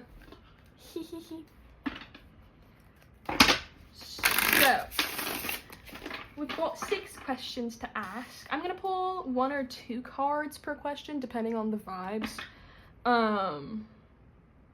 Yeah. Okay. All about pile 2's next relationship, please. Can we hear all about the next relationship, please?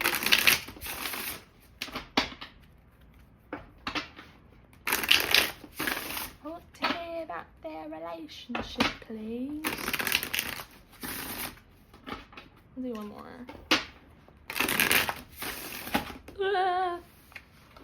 Yeah. Oh boy. Okay.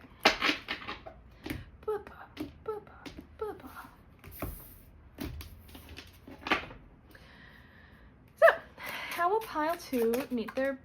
So true. You have a King of Swords. I didn't finish. Hold on. I didn't finish. How will pile 2 meet their next partner? How will pile 2 meet their next partner?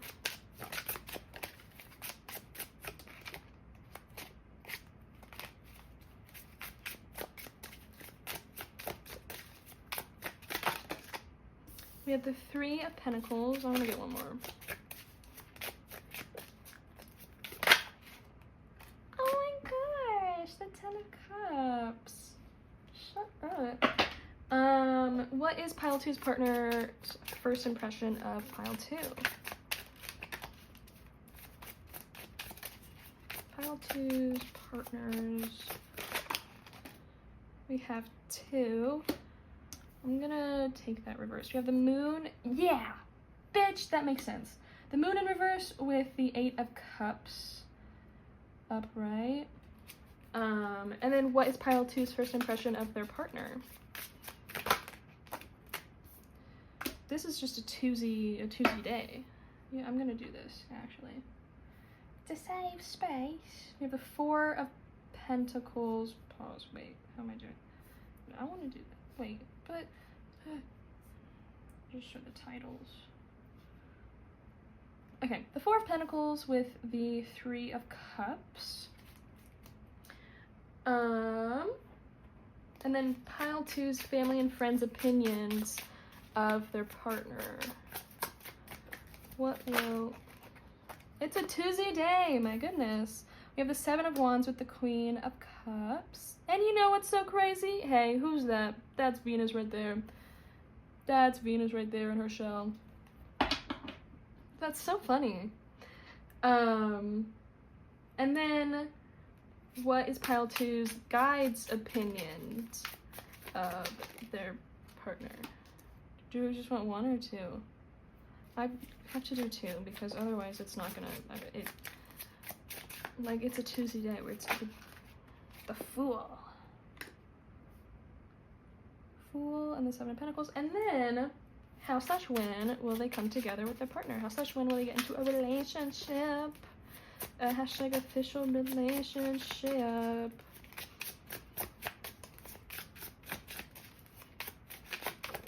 Eh.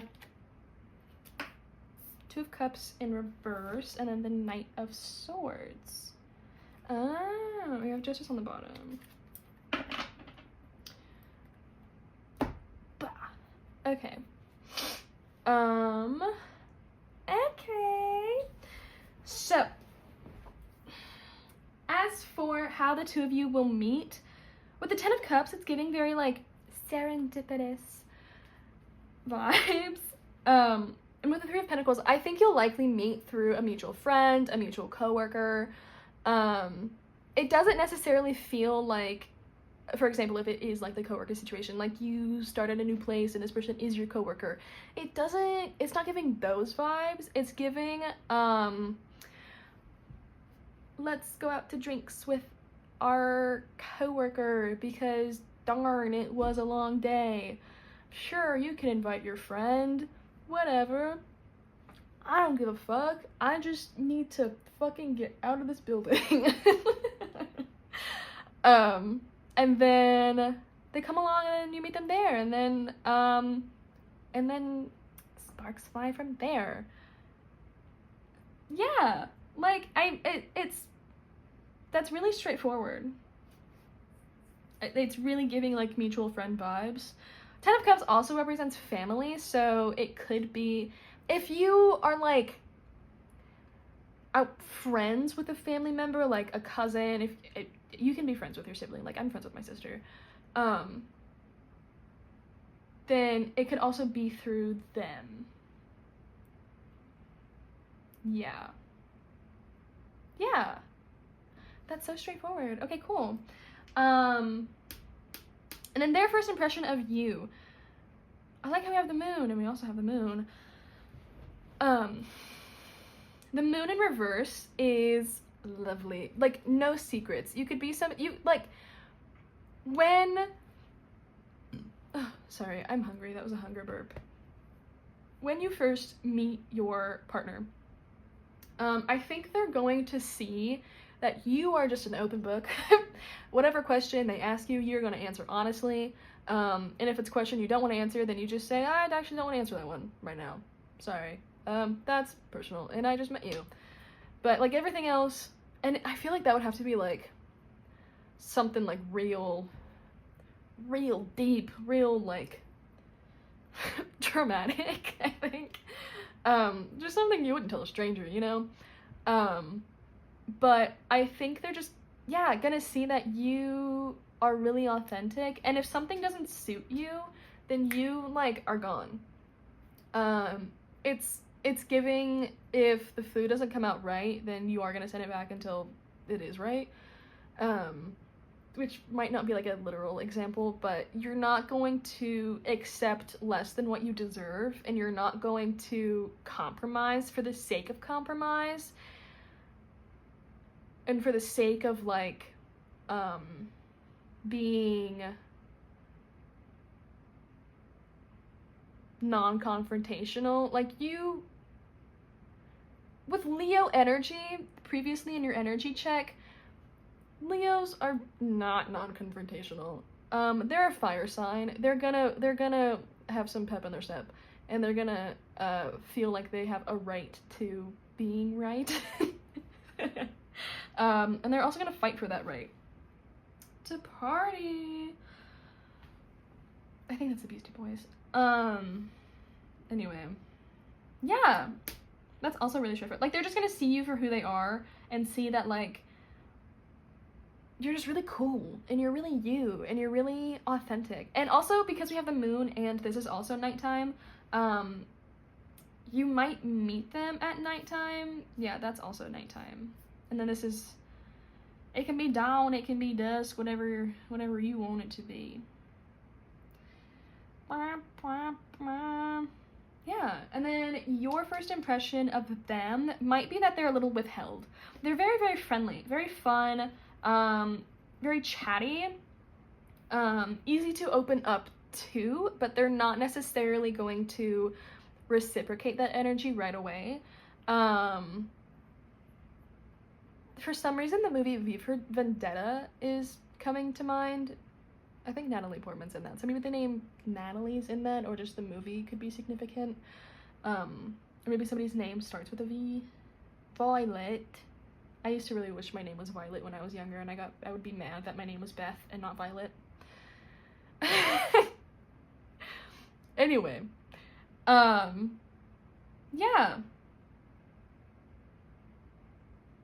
Like, very withheld, very, I want to say occasionally off in their own world mentally. Like, they could be somebody who's a little daydreamy, but I think it's more so, like, in your first meeting. For them, it feels less daydreamy and more that, like, you are making them think, because you are just so, again, you, authentic, that it's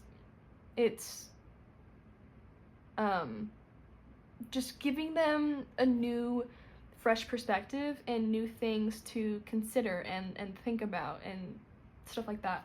Yeah. Cool. And then for your friends and family's opinion of them, I think they're gonna recognize that your person is a little withheld, and also could be initially defensive, because they might have previously in the past had partners' families that didn't vibe with them, that didn't really like them. But I think also you could be very defensive of them. Interesting. It's kind of like you could feel like you have to mentally prepare to argue with anybody if anybody gives your partner shit for literally anything. But I actually think your friends and family are going to be very open and welcoming to this person and understand that maybe they're possibly a bit more shy or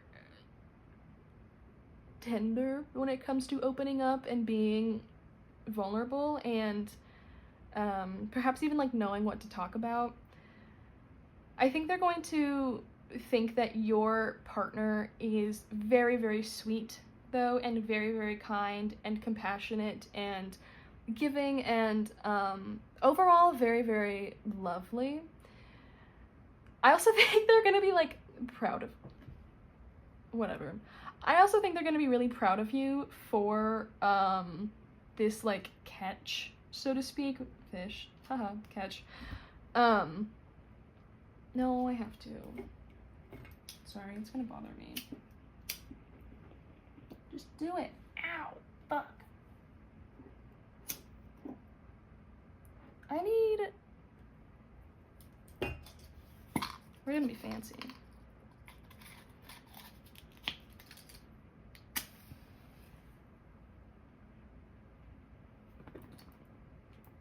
Okay. Don't do it. Owie. Anyway, oh, I lost my train of thought. I'm really sorry about that.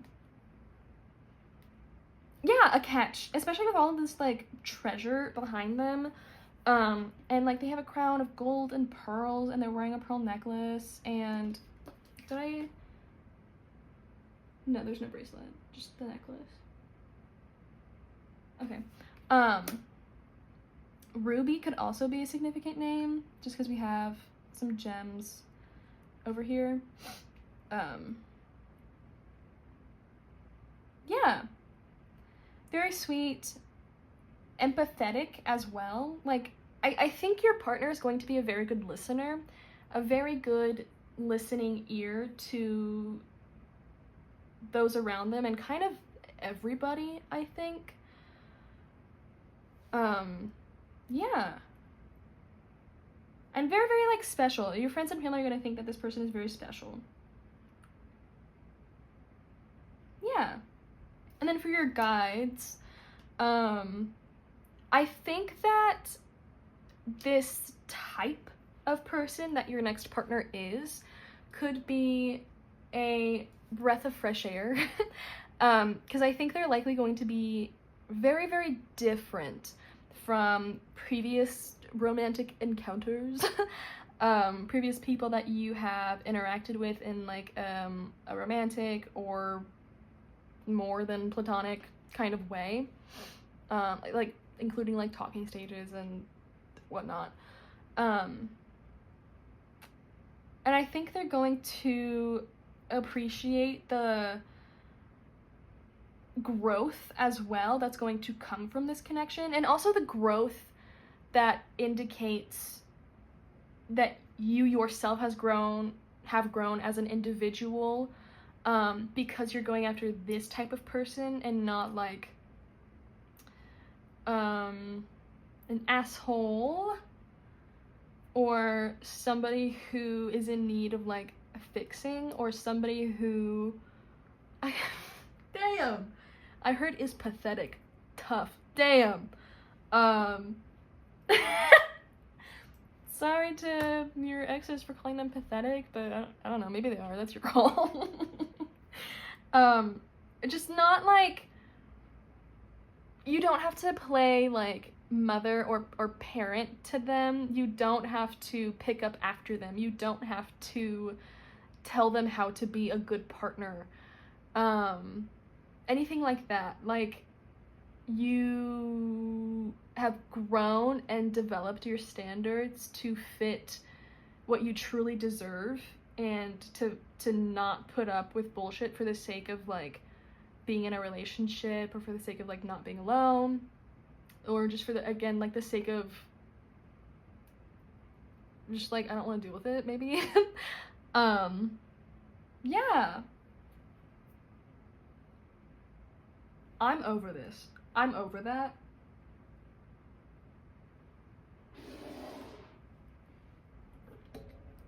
Ow. Ow.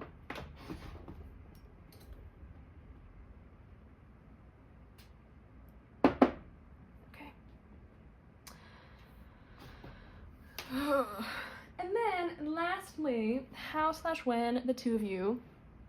You can't even see that. Sorry, I have to. Okay.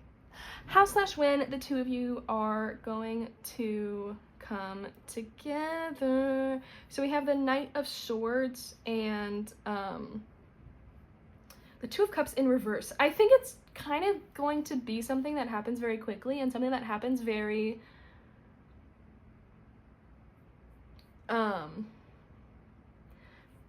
this is really only gonna resonate for some of you, but like the phrase non-monogamously word, if that's a word, is coming through, which is really interesting.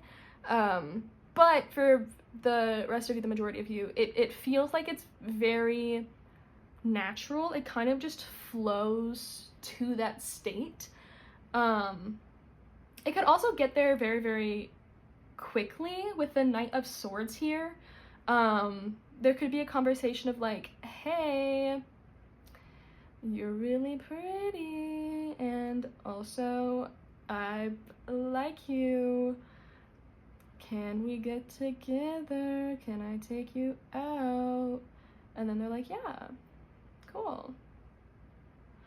For some of you, kind of getting this from the candle going out a couple times, they might say no a couple of times. I think that's just because they really enjoy being friends with you. They really enjoy being friends with you and the impact that you have had in their life, and that is not something that they wish to risk. And so even though they do like you and have feelings for you and want that, desire that with you, they kind of feel like they have to put that on the back burner because they like how they grow with you and they don't want to risk losing that and risk losing you as a friend because they want you to be like a lifelong friend. Yeah. But, you know, eventually they succumb and, you know, you do get together. So, yeah. I'm not really getting anything from the Justice card. That doesn't feel particularly important if I'm being so real. Maybe Libra as a sign is significant, or the number 11, or the scales are significant. Maybe they have scales, or I don't know. Yeah.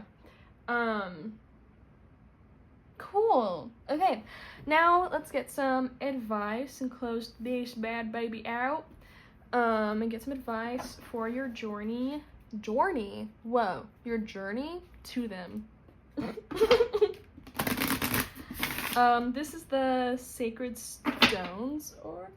Ancient Stones Oracle, it might be, by Rebecca Campbell. And then I'm also going to be using the Healing Waters Oracle. Okay, what advice do we have for pile 2 when it comes to their journey to their next partner?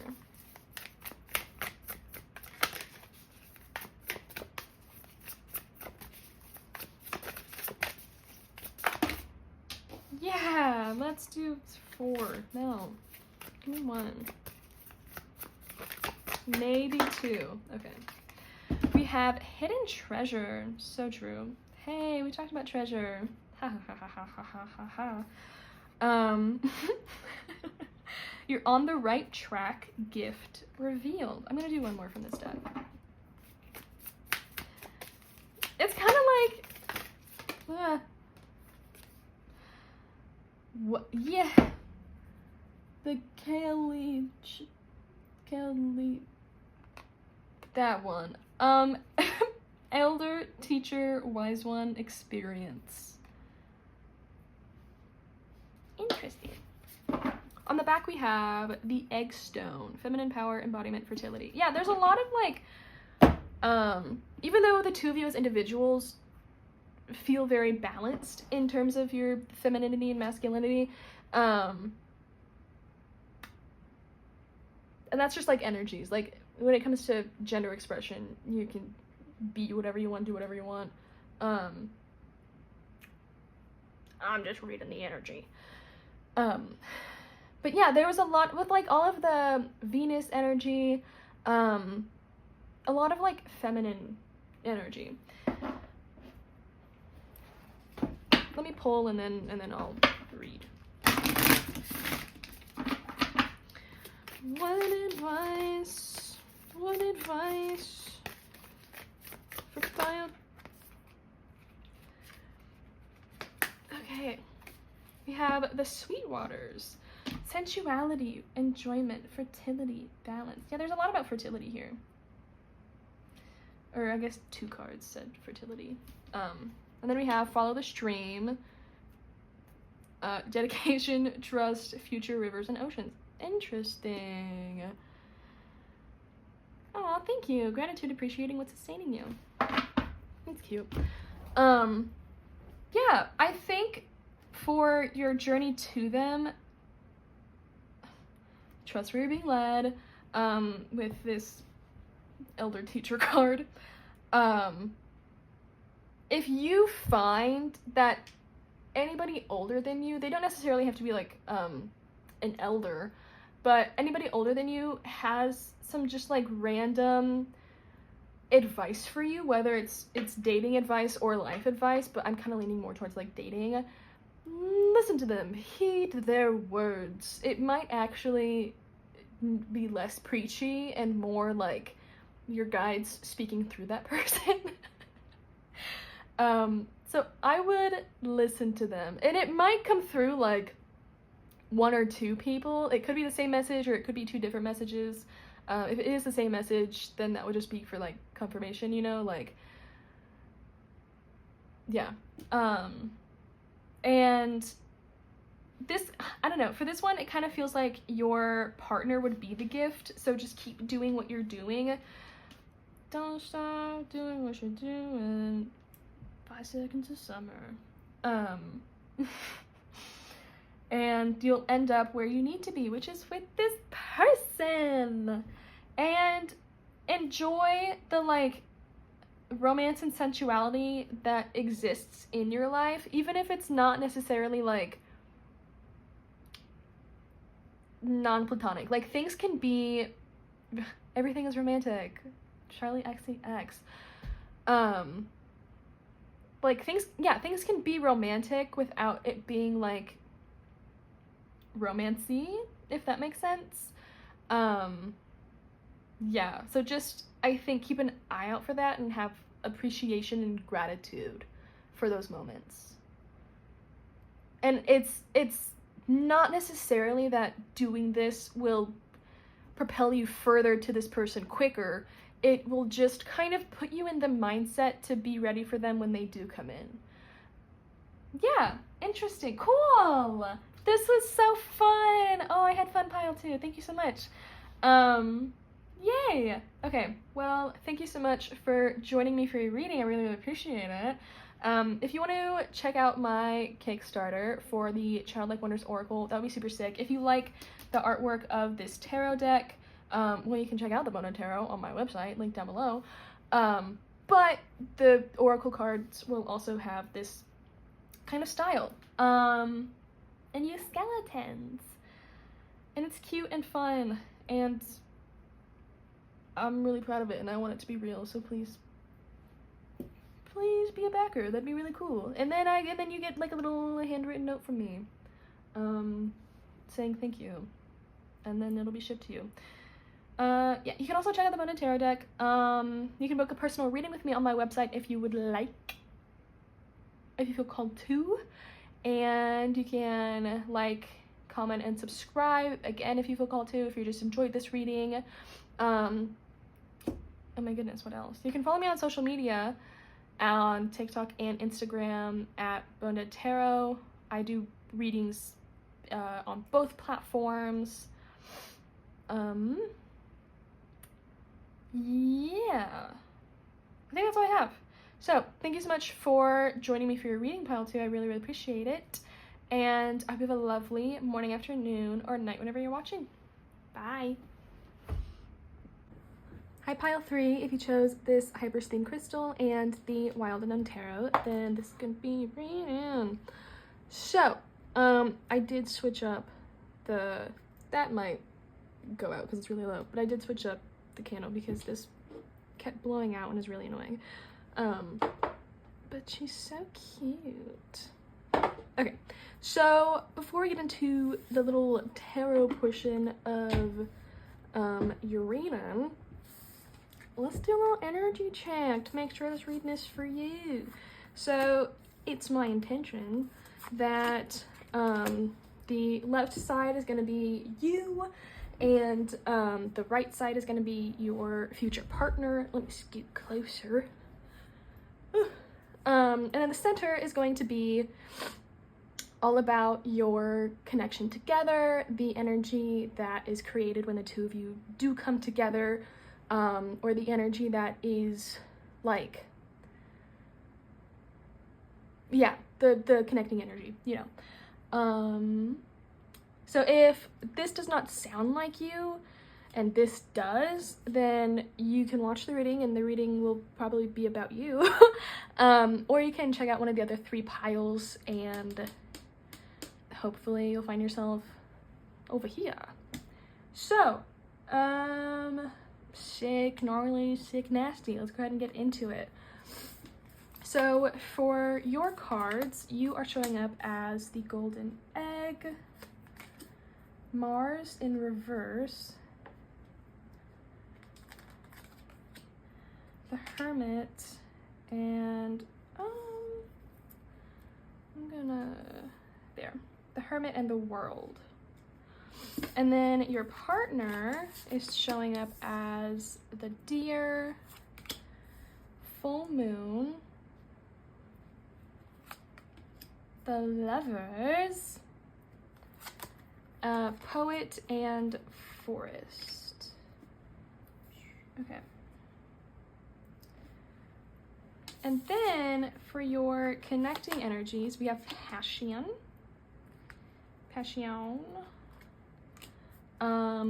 Resilience with the trigger statement, I need control, and the true statement is I surrender.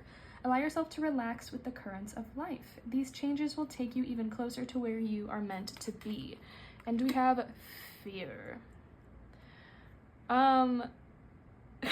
The Kendrick Lamar song Fear, the intro started playing in my head, so maybe him as an artist or the song is significant in some way for you or this connection. Probably not for all of you, but just thought I'd mention it. So, where do I want to start?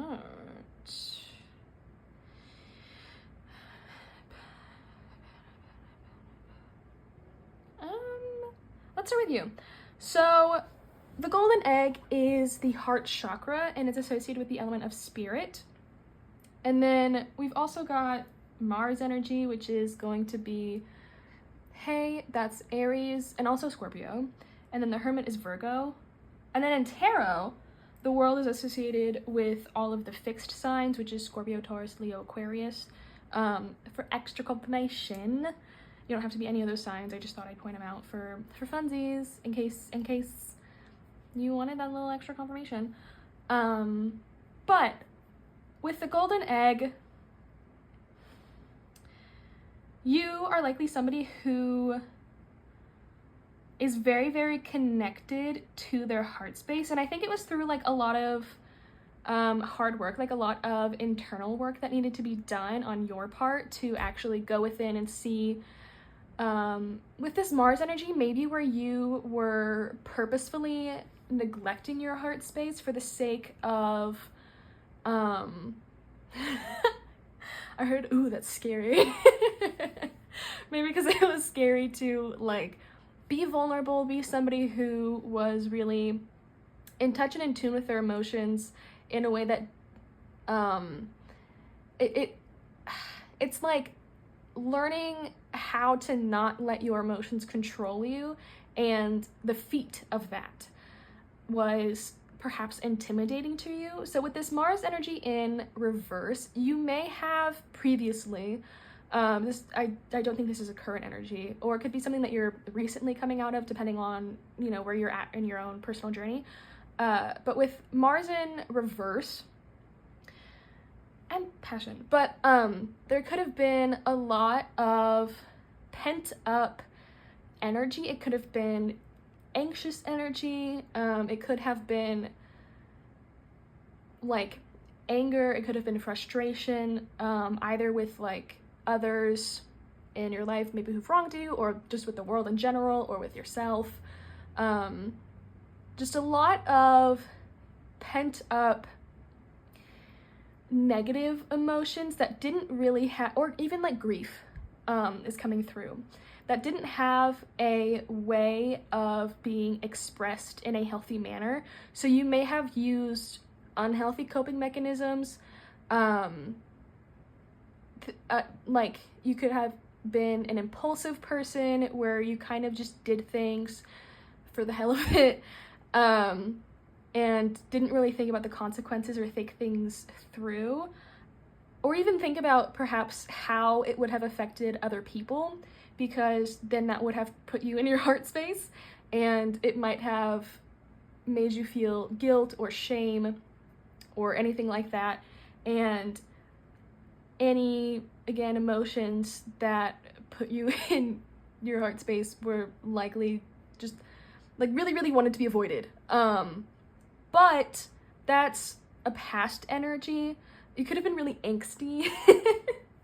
Angsty teen. That's a card in this deck. It's one of my favorites because it's just silly. And hey, that was kind of me. But I think there's been this really big and beautiful transformative energy. The Bold and the Beautiful, the fucking soap opera, could be significant. My mom watches that. I get that one and Young and the Restless confused because she watches both, and I can't tell the difference between the people, the storylines, because both have had every storyline in existence because they've been going on for so long. They're older than me, I think. I know. Okay, anyway. Yeah, I think you have had this really big and beautiful transformation of finally, and it might have come in the form of it being something that you cannot ignore. It's kind of giving Judgment / Tower moment, where the universe kind of forced the rug to be pulled out from under you and forced you to kind of the image I'm getting in my head is like, this is so aggressive, but the universe like grabbing you by your scalp, and then like you're on your knees, and then they're like pushing your face into whatever it is that you've been ignoring, which is so aggressive. But you know, I guess that's what was necessary. There might not have been a soft way to do it, because softness was, I think, just innately going to be ignored by you. And they probably tried to do it in a really soft way, and like gentle, and you know, like gentle parenting, and no babe, like we need to do this, we need to come to terms with this, we need to acknowledge this, and XYZ, whatever. And then you're like straight up ignoring it, just like not paying attention, just like actually ignoring it. And then they're like, okay, you wanna play hardball? Yeah, I can do that. We can for sure do that. And then it was crazy. And then it was a lot. And you couldn't ignore it. You may have initially tried at first, and then super, super futile. Super, like, not gonna happen, you know? And so I think it was probably, like, an initial experience or realization or something like that that led to multiple experiences and then realizations of self, of your place in the world, what you're doing, what you're not doing, stuff like that. I heard who you're doing, so maybe you were tangled up with some not awesome people, and maybe they were like really bad influences, maybe. I don't know. Anyway, but through that, I think you realized the benefits of being in your heart space and the benefits of gentleness, kindness, compassion, patience, like taking things one day at a time, one step at a time. excuse me, I burped. Not having a need for instant gratification. You could have gotten rid of like social media, or like lowered your usage of social media, because, you know, of course, that's just, when I think instant gratification, I think of that. Yeah, I think that you took a long, hard look at yourself in the mirror, Michael Jackson, and came to terms with like what you were actually doing, the reality of it. I'm hearing like, and how it wasn't funny, like how not funny it was. You might have played it off as being like, haha, I'm so silly, I'm so funny, I'm so goofy, look at me, teehee, I put myself in danger, I put others in danger because it's so funny. And then, you know, however long after you're doing this little sesh, and then you're like, oh, that wasn't funny. Like, something seriously bad could have happened. Thank God it didn't. For some of you, like, something seriously bad could have happened, and that could have been the, like, tower judgment moment. Oh, I just got a fear I wasn't recording. Yeah. It's kind of like, you had to, because this is very, like, fiery energy, and then this is very, like, grounded. You had to ground yourself and not be fucking Speedy Gonzalez running like 1,000,000 miles an hour running from your problems. You now confront them head on. A problem arises and you're like, yep, well, if I run from it, it's gonna tackle me, so hey man, what's up? I'll deal with it now. I'll do it now, because if I don't do it now, I'm gonna have to do it later, and then they're just gonna stack up, and then I'm gonna have to do it all at once, and ooh, you know. Yeah, it's like with the world, it's like you got a broader perspective on your own life, and you were like, oh, like I need to I need to tighten up, like I need to get my shit together, because I heard like I'm growing old.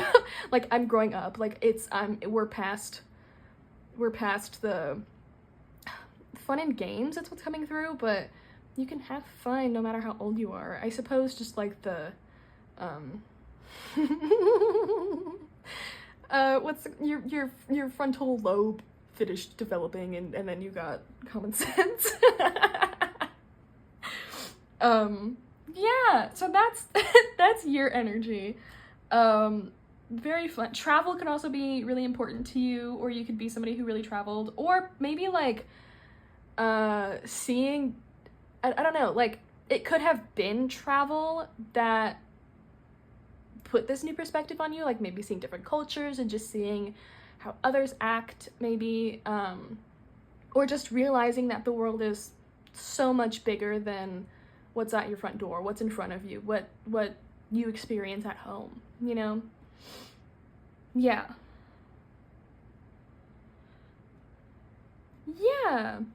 And then your partner's energy, 180. 180. Softy, mushy, gushy, lover, little, they're super sweet, super compassionate. With the deer, this isn't in the booklet, but it also makes me think of like hypervigilance, and like anxiety, and one causing the other, you know. And so for signs, we have the earth signs, which is hey, Virgo, Capricorn, Taurus. Full moon makes me think of Cancer, Gemini with the lovers. But I think there's somebody who has an incredibly soft heart, very, very gentle. I think they are just like a lover. I think with poet here, I think they're probably somebody who just loves love. They're like obsessed with it. They love it. They adore it. They consume it a lot. They could love like rom-coms. They could love reading romance novels, or seeing other people in love. I think probably just makes them really happy. It's cute. It's kind of like they're an excited puppy whenever they see other people in love, because they're like, oh my god, that's so cute, they're holding hands. Oh my god, that's so cute, they're swinging their hands. Or like, you know when parents like have a little toddler and they're swinging the toddler between their hands? That's adorable. This person would eat that up. They I don't know. I don't know if there's somebody who gets weepy and like starts crying at stuff like that. For some of you, that could be true. But for others, they might just like, you know, when you're like, I could cry at that, like my body won't do it, but like, I want to. It's kind of like that. They could have really good hearing, or piss poor hearing is what I heard. Or something with their ears could be significant. They could have big ears. It's just like something could stand out about them. They could also be like really small, but, or like also have really pretty eyelashes, really pretty eyes. With ears, they could also have like a lot of ear piercings. Like cochlear implant also came through. Or maybe they're straight up deaf and they be signing shit. Is there anything else? No. Okay. Yeah, they could be somebody who writes poetry. I think they're really, In My Feelings by Kalani is coming through. I think there's somebody who's really, really in their feelings, and somebody who, and Lana also has a song called In My Feelings. But they feel everything at like a very deep and intense level, where they kind of feel everything to the max, like 100. And I think they like living life like that. Like, they adore being so obsessed and in love with everything, because they might have had a period in their life where they were just really, really apathetic and really, really detached and distant from the world, and everything was super gray and bleak and nothing mattered.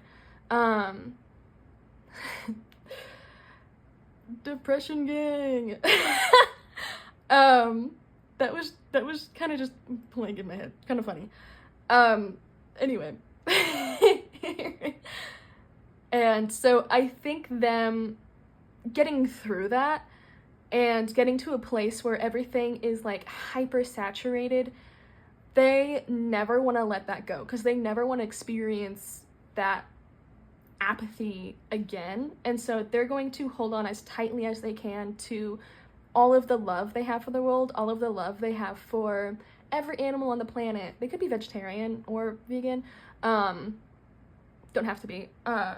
Every like plant on the planet as well. Waterfalls, nature, people like cashiers, like everyone, and there's no words. It is an extremely grand amount of love. This person has such a big, massive, sexy, beautiful heart. It is so lovely. We need more people like your partner in the world. They might have green as a favorite color because it's showing up here and here. They might, because we have green here and here, they might be kind of like scared of getting into a relationship with you, because I do think they feel extremely passionately towards you. I think they do feel that like level of attachment where things, I want to say, feel kind of natural to them and to you. But also I think that you ignite something in them that they had only dreamed about being ignited. Yeah. And so I think it kind of scares them a bit, because it might have happened before and it been like a false alarm. And so there's this kind of fear of it happening again and them being wrong, or of it happening and then you not feeling the same, or, you know, like endless scenarios of ways that it's not going to work out, or ways that they're going to put themselves emotionally in danger, because they're very, very protective of themselves. They know that they have a really big heart. They know I also heard very impressionable. Maybe even like naive a bit, but it's I think it's a naivety that they're aware of, and it's just, and I think it comes from being impressionable and very, it's interesting. I think they're a rather trusting individual while simultaneously being very protective of their heart space, which might kind of butt heads at time, and so they might like argue with themselves a lot, which would make sense with Gemini energy. In terms of what moves to make, what to believe, what to think, stuff like that, especially in terms of love and romance, because they do love and adore it so much, and they like want that for themselves so bad, especially if they see other people in their life that do have that, and they are like so happy for those people. They like, those people deserve it so much, and so they also want to experience that, but they don't want to rush into anything for the sake of wanting to experience it, because you could want to experience something and rush into it, but then it's not going to be real, it's not going to be authentic, it's not going to be actually what you wanted. It's just going to feel like a facade, like a false impression of it. It's just not fully formed, fully fleshed. It's not real. Yeah, control issues could be an issue for both of you, I think. I think this person likes control just because, like, it's like, I think they like to be in control of their environment, whereas you are likely somebody who likes to really be in control of your emotions and your heart space and what's going on inside of you. It's I heard like it's on a strict leash, like it's on a tight leash. Even now, maybe I think it's like way better than it was before, but you know, it's still a process. It's still a process. Yeah. What else? With forest, sorry, I'm not gonna share that one because it's inappropriate. But this could be somebody, hey, they could, this is also tech, I don't give a fuck. They could like smoke tree, that's coming through. I don't phrase it like that, and that's how you know it's a message. They could also just be a really like naturey person. Also, hey, that's also making me think of the more like protective aspect of themselves, because you can be from, you know, like an aerial perspective. You can be observing a forest, but you're not gonna see what the fuck is going on the forest floor because of all the leaves. You're just not gonna see that. You're gonna see the broad strokes of the forest, but not all of the like beautiful little details of it. Yeah, interesting. Rabbits are also coming through, so this person could have a bunny. They could be born in the year of the rabbit.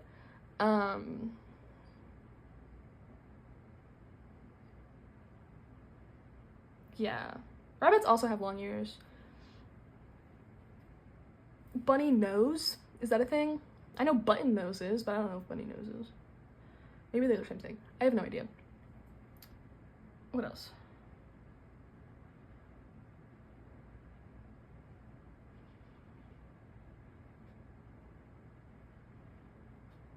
I have Club Classics by Charlie XCX stuck in my head, so it's kind of just like the background music while I channel for you guys. It's kind of funny. Yeah, so for your connecting energy, this person is just so sweet, and demure is a word that came to mind. And like soft and just special. It's like if you guys were rocks. You would be a rock, like freshly, I want to say hewn, but that doesn't seem right. Freshly like chiseled from like a boulder or like a mountain or something, and it's still very jagged edges. Maybe it's put in someone's pockets and like the edges are like dulled a little bit. And And then this person is like a river rock, like smooth all over. You're made from the same stuff. It's your environments have just shaped you differently. And I think when the two of you come together, you recognize that you feel very one and the same, although on the surface, it does not look like that. That could be physically, or that could just be in terms of self-expression. It's making me think of the, like, preppy and goth, like, duo as a couple. Yeah. That doesn't necessarily have to be the case. It can also just be, I don't know, yeah, just very different but the same. At your core, who you are, your values, your morals, goals in life, where you want to go, like, even the way you want to decorate your house is kind of coming through, could be very, very similar, if not the same. But then there's, like, other things on, like, the outside. Like, because there's the core, and then there's, like, a second layer, and that's kind of where things start to differ, where they're different. So that could have to do with, like, different interests, or, again, like, the way you express yourself, or it could be, like, extrovert, introvert, which is funny, because I would normally be like, oh, the hermit, introverted, but with this Marge, hey Simpsons, with this Mars energy, it's not really given introvert. You could very well be, although I do not believe you to be a shy person whatsoever. I do not think you are shy. If you've gotten this far and you're like, I'm a shy person and I don't know if this is really resonating, no, I'm gonna tell you right here, this one's not for you. Not a shy individual. Check out a different pile. Yeah, I'm just really drawn to this passion card. I really think the two of you light each other up. Like, you really spark something in each other. You could find creativity or creative inspiration through just, like, being in each other's lives, and even seeing what the other person is experiencing and getting inspiration from their experiences. That's really interesting. Yeah.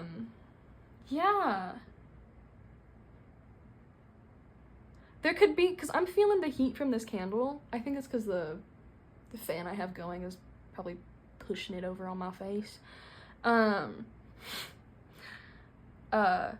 But there could be, like, a lot of heat that exists between the two of you. There could be a lot of, like, sexual tension, perhaps. Yeah. And that could also, I'm gonna be so real, that could also, like, spark fear in the deer, because fear in the deer. Bars. Because I think, they might be somebody who typically keeps to themselves,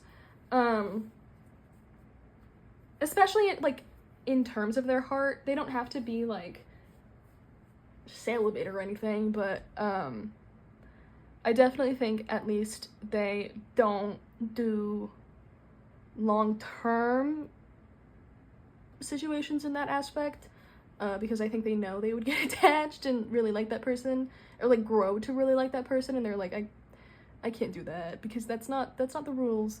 Those are not the rules. The rules are the opposite, to not do that. So I'm just not gonna put myself in that position. Smart on them. Smart on them. Good. For some of you, they might have had to learn that the hard way. But I want to say for the majority of you, they're pretty self-aware in that aspect, and aware that that would not work out for them, you know? With all of these eyes here as well, there could be, like, an aspect of a lot of eyes being on your relationship. Either it could be, like, a friend group, or you could share a common space, like work, or maybe go to class together. What else? Maybe you're in a band together. I don't know why that was coming through. I'm just trying to, like, something like that. Or maybe your lab partners. I don't know. And so I also think there could be a level of fear of hypocrisy from one of you. I'm not quite sure where that would come through, but that was a message coming through, so I'll hey, I'm gonna convey it. But also just fear of like judgment and of other people having opinions on the relationship, especially because the two of you from the outside perspective are so different, and it's like other people aren't going to see that the both of you are rocks. They're only going to see like jagged and smooth and be like, that puzzle pieces, those don't go together. Yeah. This could be with this fire, but also resilience, this could be like a slow burn, because I think there's just gonna have to be a level of trust that is built between the two of you, and really nurtured between the two of you as well.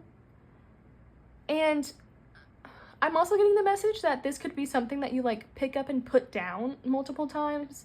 I don't think that's in terms of like, we're in a relationship and then we break it off and then we get back together and then we break it off and then we get back together. I don't necessarily think it's that, although it could be. It could just be more so of like a false start situation, which could be, you know, that fear that we saw from the deer earlier.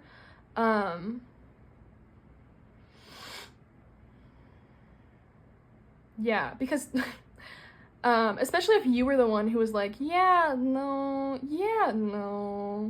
actually, yeah, let's go ahead and do it, then I think this dear person can be like, what the fuck are you like, make up your goddamn mind. And I feel like there could be a level of like disbelief, I want to say, of this being like real, or like a real genuine offer. But for others of you, like, this person could pick it up and put it down based off of their own fear of it not working out. And so it's kind of the thing where, well, I'm scared this isn't gonna work out, so I'm just not gonna touch it. I'm not gonna do it, because it's like refusing to start for the fear of stopping, you know? Yeah.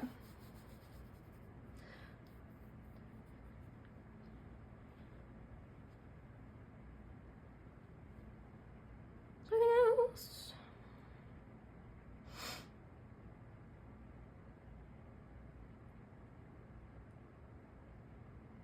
I also think the two of you really connect at like a heart level. Like, I feel like you would be able to be really vulnerable with each other and feel like and know that it is a safe space, and one, that the other person's not going to go running like spilling the other person's secrets, but also that it's you are a soft landing zone for each other in terms of the perhaps volatility of your own emotions, because I do think that both of you feel things at like a maximum level, like very, very largely. And so I think the two of you are able to relate on that level and then share that with one another and realize that you are the same in that aspect. And so not only are you both like rocks,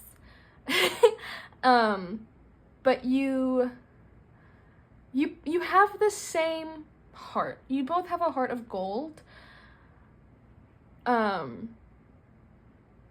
I think that this is going to be a relationship where the two of you feel safe uncovering that for each other for the first time, and knowing that it's in good hands.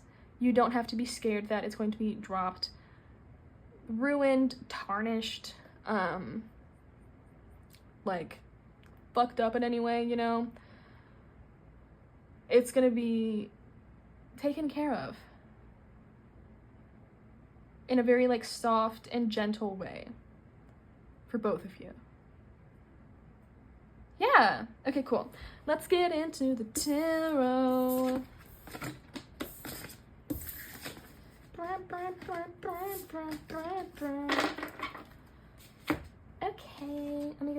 water.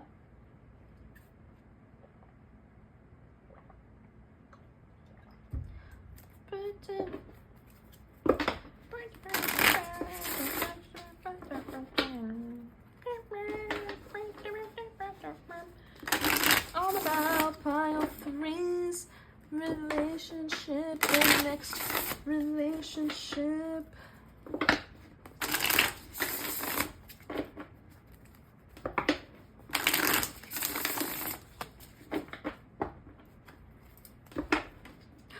Look, dear. Actually, I want to know if that's like the same. No, but you know. Okay.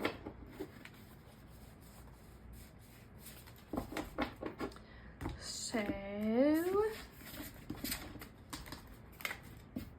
I put tape down to show like the border of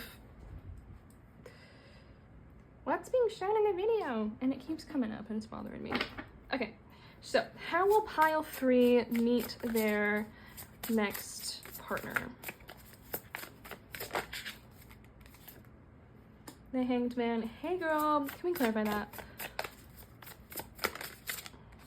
The 2 of Cups. I'm gonna pull them all and then I'll read. What is pile 3's partner's first impression of pile 3? Aww, strength. That's so adorable. That's so sweet. Okay, what's pile 3's first impression of their partner? The 8 of Pentacles. Cool. Cool.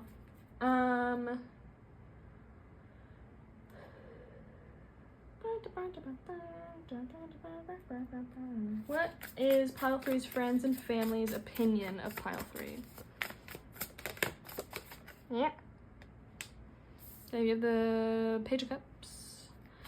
And then what is pile 3's guide's opinion of pile 3's partner? The Wheel of Fortune. And then how/when will they come together? How/when will they come together? The Tree of Pentacles. You know, I want another one. Another one, thank you. The King of Pentacles. Wow, 3 of Cups. You guys are buds. Oh, hey. Hey, girl. We have the Lovers in the middle of the deck. That's so cute. Oh, and the 10 of Pentacles. Sorry, that's adorable. Okay. Which is funny because we also had the Lovers showing up for your partner in the energy check. Cool. So cute. Okay.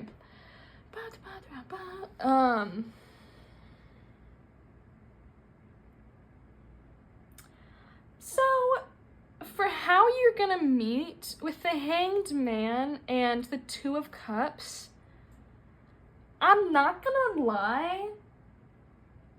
It's kind of giving the vibes of you already know this person, which hasn't happened in a group yet.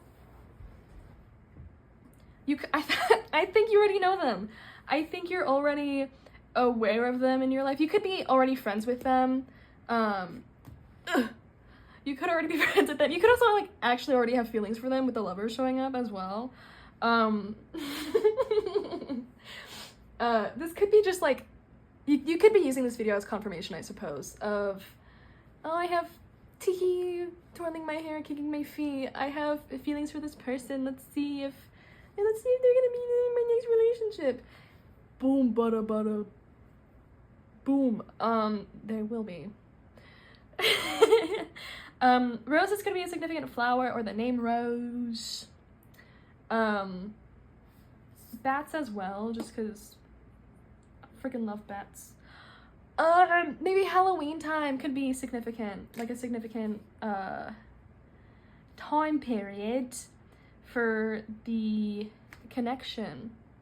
If you're watching this when I'm uploading it, which is sometime in August, I'm kind of taking one day to film each group. So I started Friday. I started on Friday, and then group 1 was like an hour and 11 minutes. 111, hey. But it was also filming for an hour, 11 minutes. And then I was really tired after group 1. And then, yeah, anyway. I'm enjoying, like, the slower pace of chilling and taking my time making the video. I don't have to expend all of my energy at once. God, who knew? Anyway, yeah, I kind of think you already know them. I think you're friends with them. I think you already, like with the Two of Cups here. Hey, I think you already have feelings for them. Or at the very least, you're already very close friends with them. Like, you might identify them as a close friend, or maybe like want to be a close friend with them.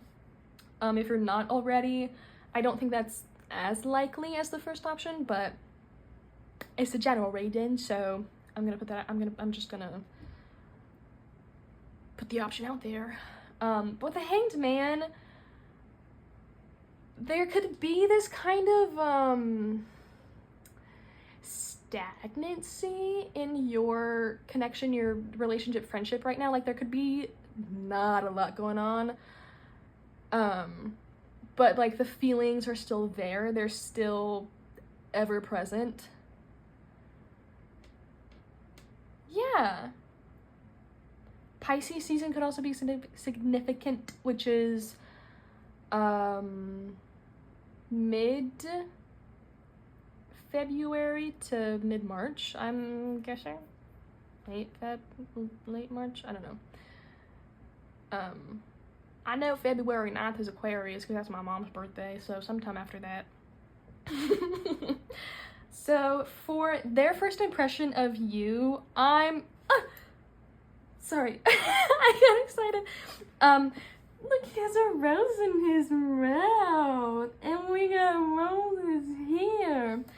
I think they knew, I kind of think this person knew right away that they were going to have feelings for you, or that they were, like, immediately attracted to you in that way.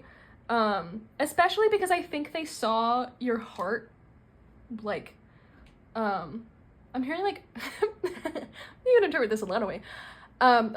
I'm hearing the phrase, like, first stroke. So it's kind of like, in a metaphorical sense, like the first stroke of the painting of your relationship, you know, the very beginning, the first interaction, the first words spoken, the first eye contact made. I think they were like, oh, yeah, that's them. Oh, that's my person. Oh, cool. Sick. Cool. I don't have to look anymore. I get to chill now. Whether or not they consistently kept up with that thought, to be seen. Because we did have that fear card, and they could also just be somebody who gets in their head a lot. So they could have had that thought, and then been like, there could have been moments where they're like, oh my god, was I wrong? No, they weren't. They just need to, like, actually trust their intuition and not doubt it. Yeah. I think you might have really nice hair, or you might have had really nice hair when, or like a really nice, like, or like a cute hairstyle when you met this person. But with this infinity sign, I want to say, like, branded on this lion's forehead, I think they knew that you were going to be somebody who, at the very least, was in their life for a while. You're going to be, like, a major player, consistent individual in their life. I also think, yeah, I don't remember if I said this, very, like, kind and compassionate, boisterous maybe, or loud, confident, really good at being, like, in the center of the room, or you don't crack under the pressure of, like, a lot of attention. You might thrive in it, or you might just be really good at, like, shrugging it off and not letting it bother you, and it just being, you know, like, another thing to experience. Yeah. Also, something with your eyes. They could have thought your eyes were really pretty, or, again, eyelashes are coming through. Yeah. this doesn't have a lot to do with your physical appearance. Appearance. I think they immediately saw you for who you are from the get-go, and then things just began to unravel from there for them. They're probably really good at like reading people and understanding people, especially because because of that hypervigilant trait, I suppose, that they might have. It would help with that. I'm not gonna lie to you. I'm reading Empire of Storms right now for the second time, and the first time I read it was in high school, so now I'm actually able to like not just tear through it and then not really absorb enough and not remember it. But I'm not gonna lie, this connection's kind of giving like, spoilers if you're not I'm gonna say finished with Empire of Storms, then I'll give you a thumbs up when I'm done talking about it, and then you can like unmute or whatever. So if you don't want to know, then I mute now. This connection's kind of giving like Elide and Lorcan vibes. Like your partner would be Elide and then you would be Lorcan. The whole joke of like Lord Lorcan Lockin. Anyway, yeah, if you know, you know, if you don't worry about that one. Yeah, okay. And then for your first impression of them, you could be, with the Eight of Pentacles here, you could be in like a creative sort of space maybe, or in a space where you get to really see them work. I think you see them as a really hard worker and somebody who's really ambitious as well, and well carved is a word that's coming through, which is making me think of like Michelangelo marble statues.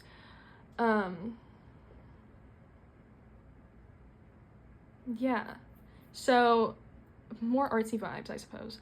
I suppose you see them as somebody who's like very fit, attractive. They could have a nice bod rockin', or just like really nice facial features, facial structure. Yeah. But I think most of it has to do with some skill that they're very proficient in. I think that skill was able to be exhibited somehow, some way, the first time the two of you interacted, got to know each other, and there's just likely a lot of appreciation for that skill, and like acknowledgement of that skill, and like the vision in my head is like literally of somebody going like and like nodding their head. I mean, like, yeah, that's really good. Yeah. Very creative, and also maybe good at like multitasking or making things very intricate and detailed, or they have a good eye for detail and they're very detail oriented, but still don't get too sucked in to the detail, and they're still able to do broader strokes. Lots of like, I mean, I am an artist and in art school, so I guess it makes sense, but lots of, this doesn't happen all the time, lots of like artsy vocabulary, so that could be significant in some way. Yeah, as for what your friends and family are going to think of your partner, we have the Page of Cups. So sweet. Demir is coming through again. So sweet, so kind, so soft, so creative, loving, maybe a little shy at first, I want to say. Like, it might take them some time to kind of evolve themselves into their true self around friends and family, and it might not even get to like the level that you know them at. It probably won't, because I think the two of you are gonna just be more open, vulnerable, honest with each other than you have anybody else in your life ever. But I think it's kind of going to be an unfolding for your partner in front of your friends and family, because I think they might take some time to warm up to people. And your friends and family might know that or recognize that a few times after seeing them or like hanging out with them, and see like, oh, like the more I see them, the more I hang out with this person, the more they like open up, which it's not uncommon, but is just extra noticeable with your partner, I'll say. I also think that your friends and family will just find them to be very beautiful, like beautiful soul and beautiful on the outside. Kind smile is coming through in particular.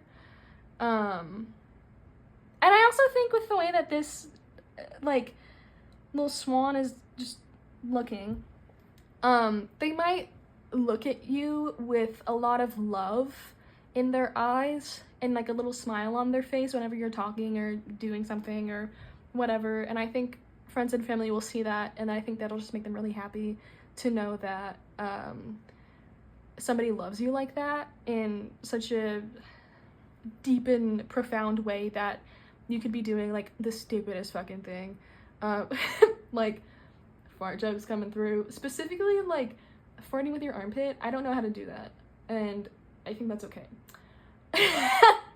But like literally, like actually like the stupidest thing, and then they would still be looking at you with love in their eyes and like giggling and like, ugh, that's my pile 3.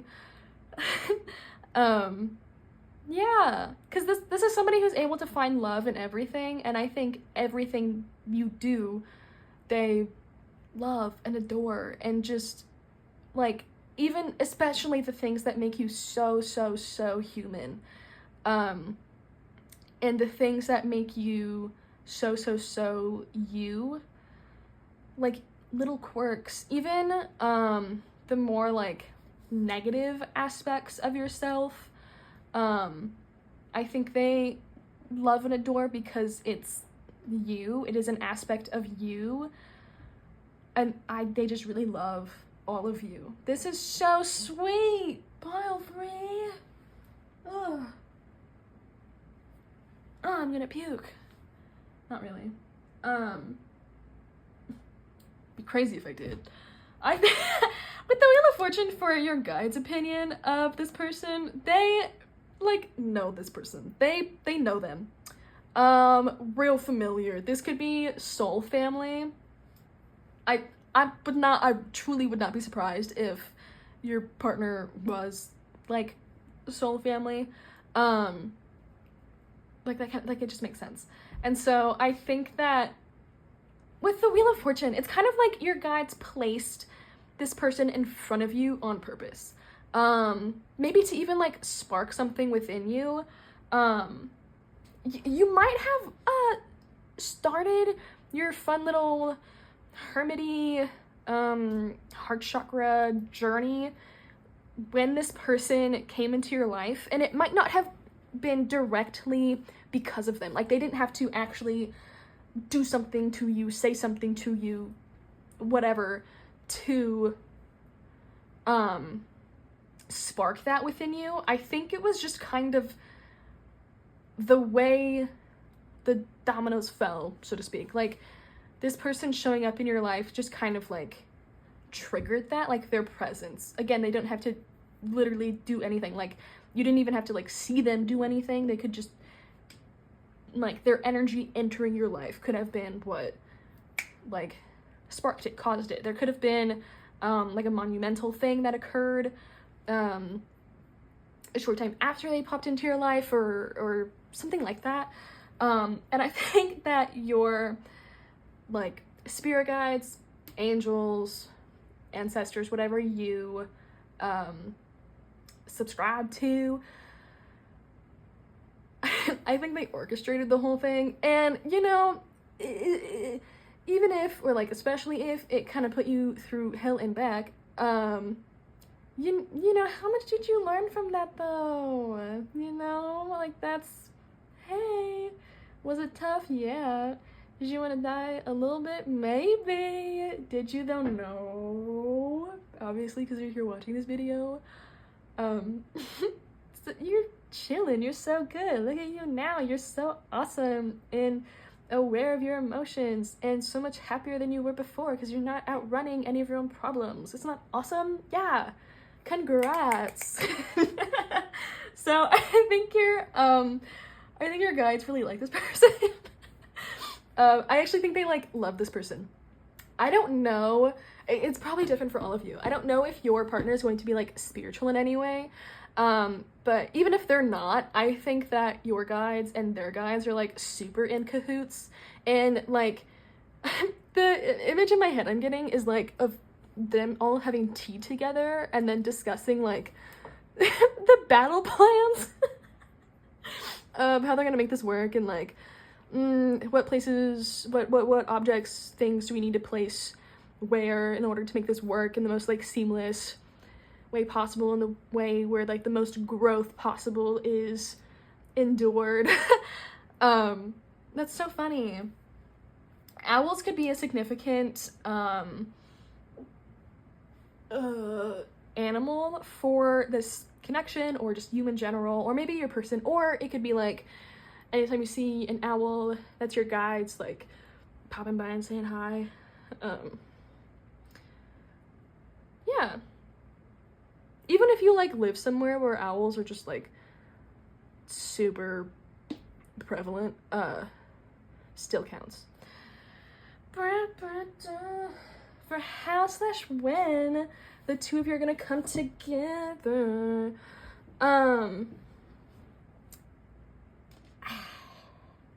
The time frame of 3 months, especially because we also have a 3 here. Is there another one? No.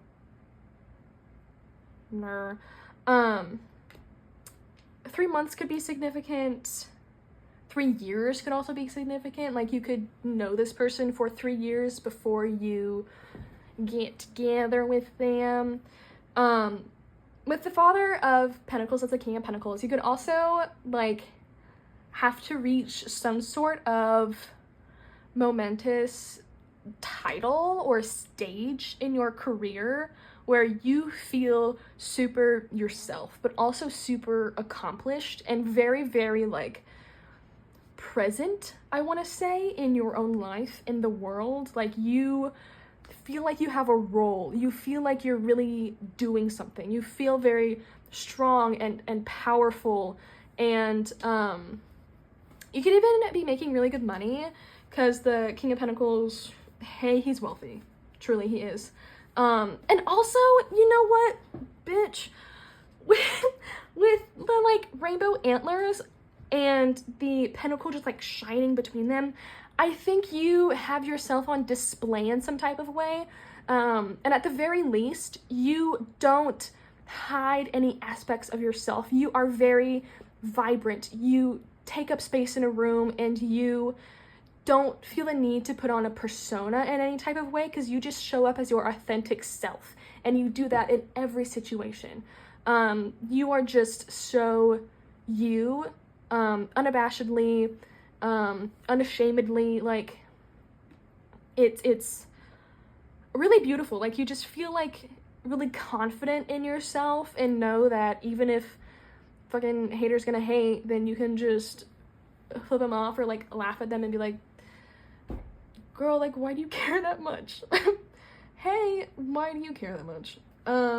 Sorry that you do, tough existence to live, but I'm kind of just doing me, so I don't know about you.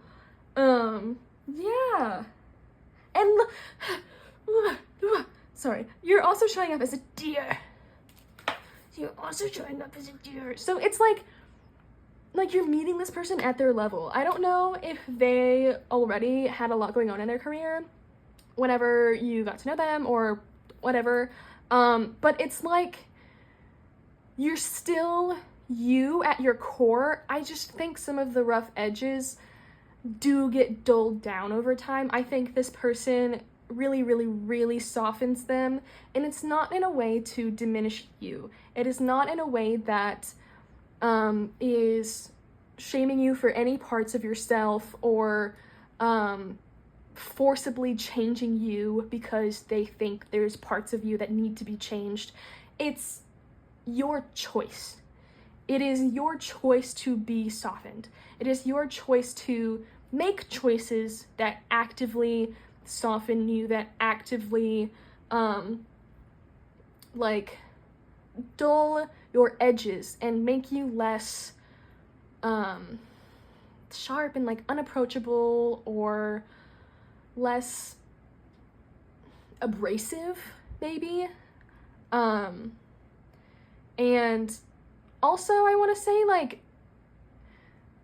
the idea of softening your edges so that this like softer rock can fit better to you is coming through.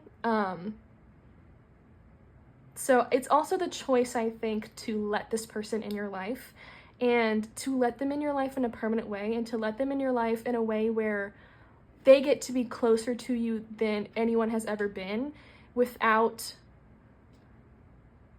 the fear of like scraping themselves a bit, because they know that you wouldn't do that to them, that you have already like taken the precautions kind of to recognize maybe behaviors or thought patterns or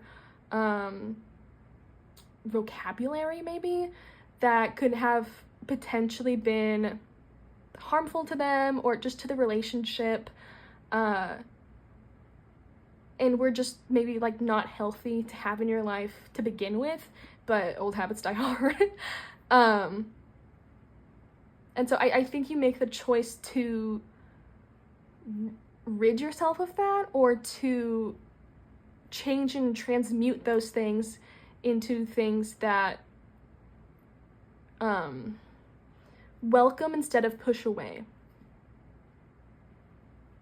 Yeah, that is so beautiful. I fucking love my job because this is so cute. This is, you know, I love it. Ugh.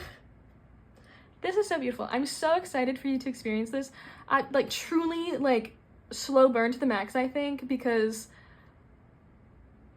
there could be like I don't know, I just feel like there's a lot of personal evolution and growth that occurs, and I think that this relationship comes secondary to that, which is good. I think that's how it should be. You know, you should put yourself first regardless. Yeah.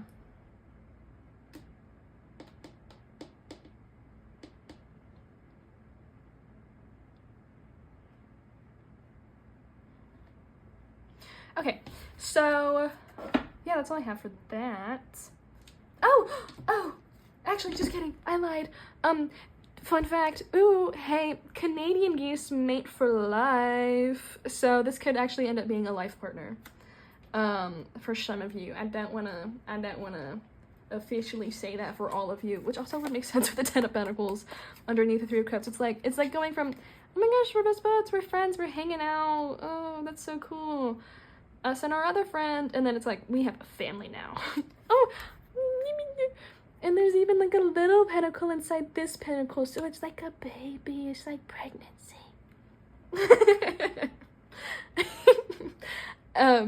Yeah, that's so cute. Okay, we're gonna do some advice cards for your journey to them to close out your reading. So, what advice, Spirit, do we have for pile 3 for their journey to their next partner? Their sweet dear. There could be, you could have endearments. hello dear, or because, you know, oh my god, sorry, nails, dear, you know, or like, I love personally, because my mom uses it with my dad and I just think it's really sweet, lover.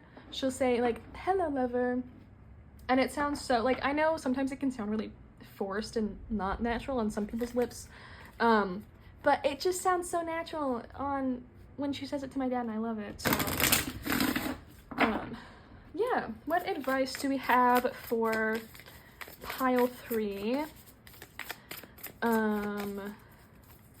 for their journey to their partner? Hey girl. We have, yeah, see the beauty, gratitude, the sacred is everywhere. Your partner's really, really good at this, like expertise level. Like, they are really good at having gratitude for everything and seeing the beauty in everything. They could be like for their natal chart, you know, astrology, they could be really like Venus dominant, or they could have a Taurus or Libra rising, so that their Venus is their ruling planet. Yeah, or they could have a connection to Aphrodite or Venus. Yeah,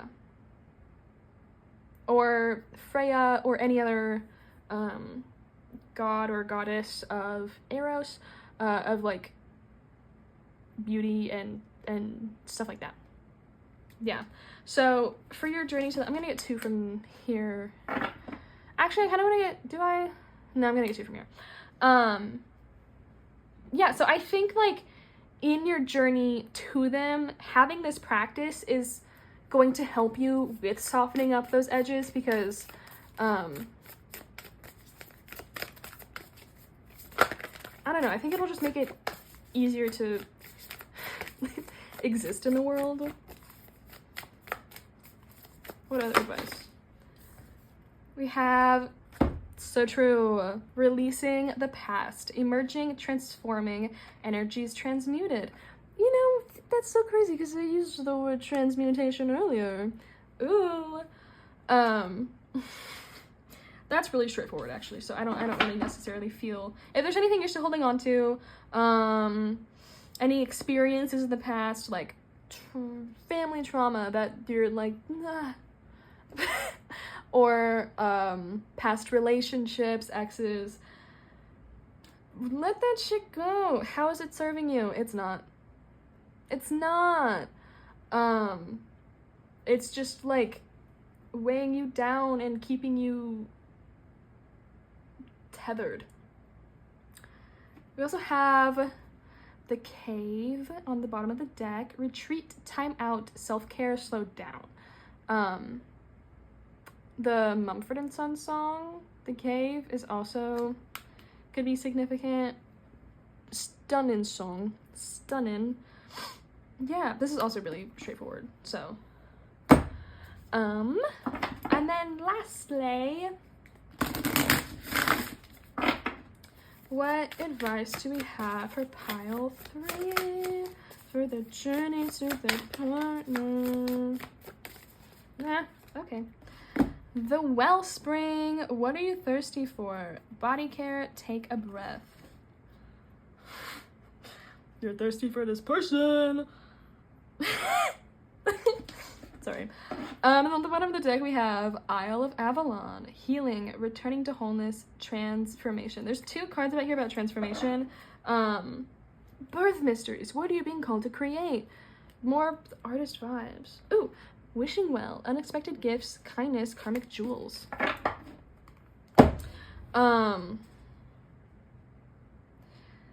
Yeah, there's a lot here about transformation. Scorpio energy could be important then as well, which Halloween is during Scorpio season, so maybe Scorpio season's important. Meow, meow, meow. You know, there's something else I was gonna say, but I don't remember. Well, haha, well. I think that's all I have for you, pile 3, yeah? Yeah. I Okay, cool. Take good care of yourself. Bam, bam, bam. And feel free to like, comment, and subscribe if you enjoyed your reading. I really, really appreciate you having you here, that one. If you want to check out the Kickstarter for my Oracle deck that I created, that would be really awesome. It's called the Childlike Wonders Oracle. It is all about connecting the little you back to the big you and using childhood themes to help you connect with your inner child. And then there's also the Bone Dead Tarot. If you are interested in that, you can get that on my website. All of this is going to be linked down below. You can also book a personal reading with me on my website, also linked down below.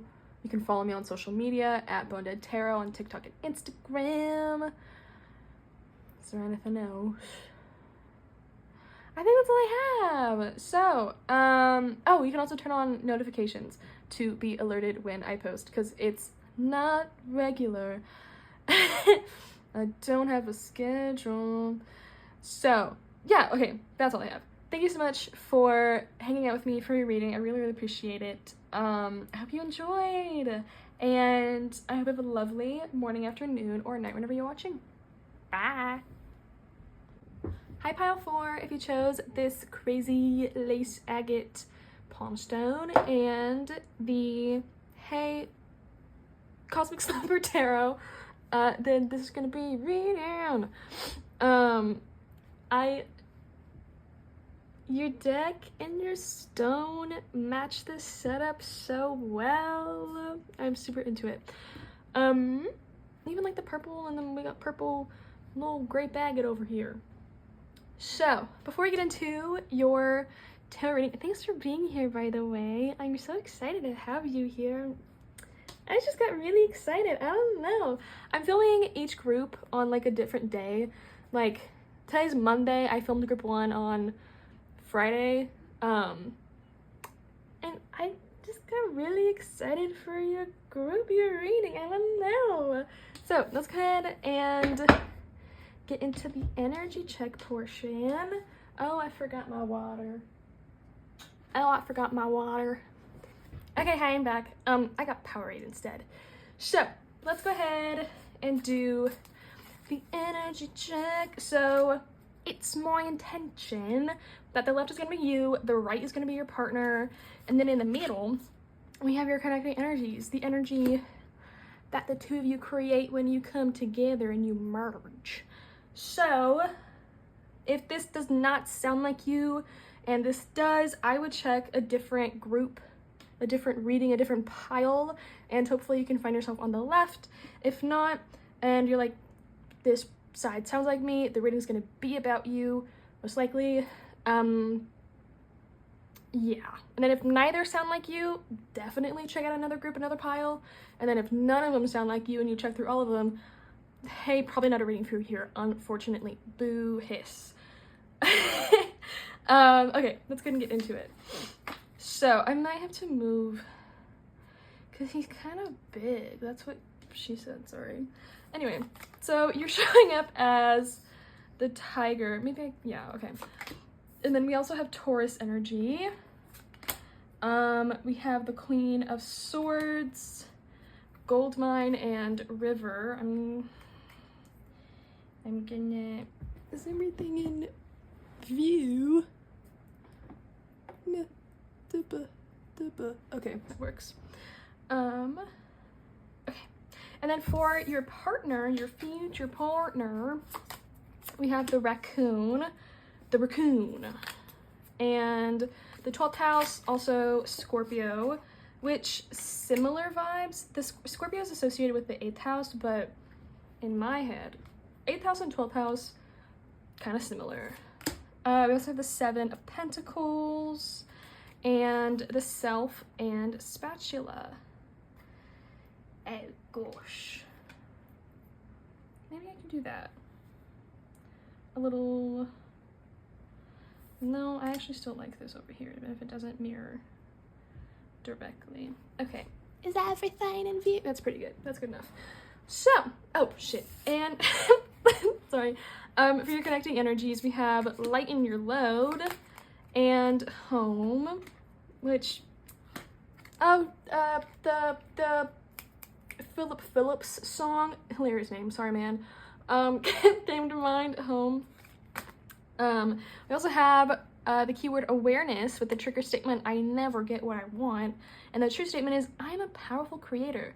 Listen to your inner voice, release your ideas of the outcome you wish to see, and trust that you are aligned with the universe.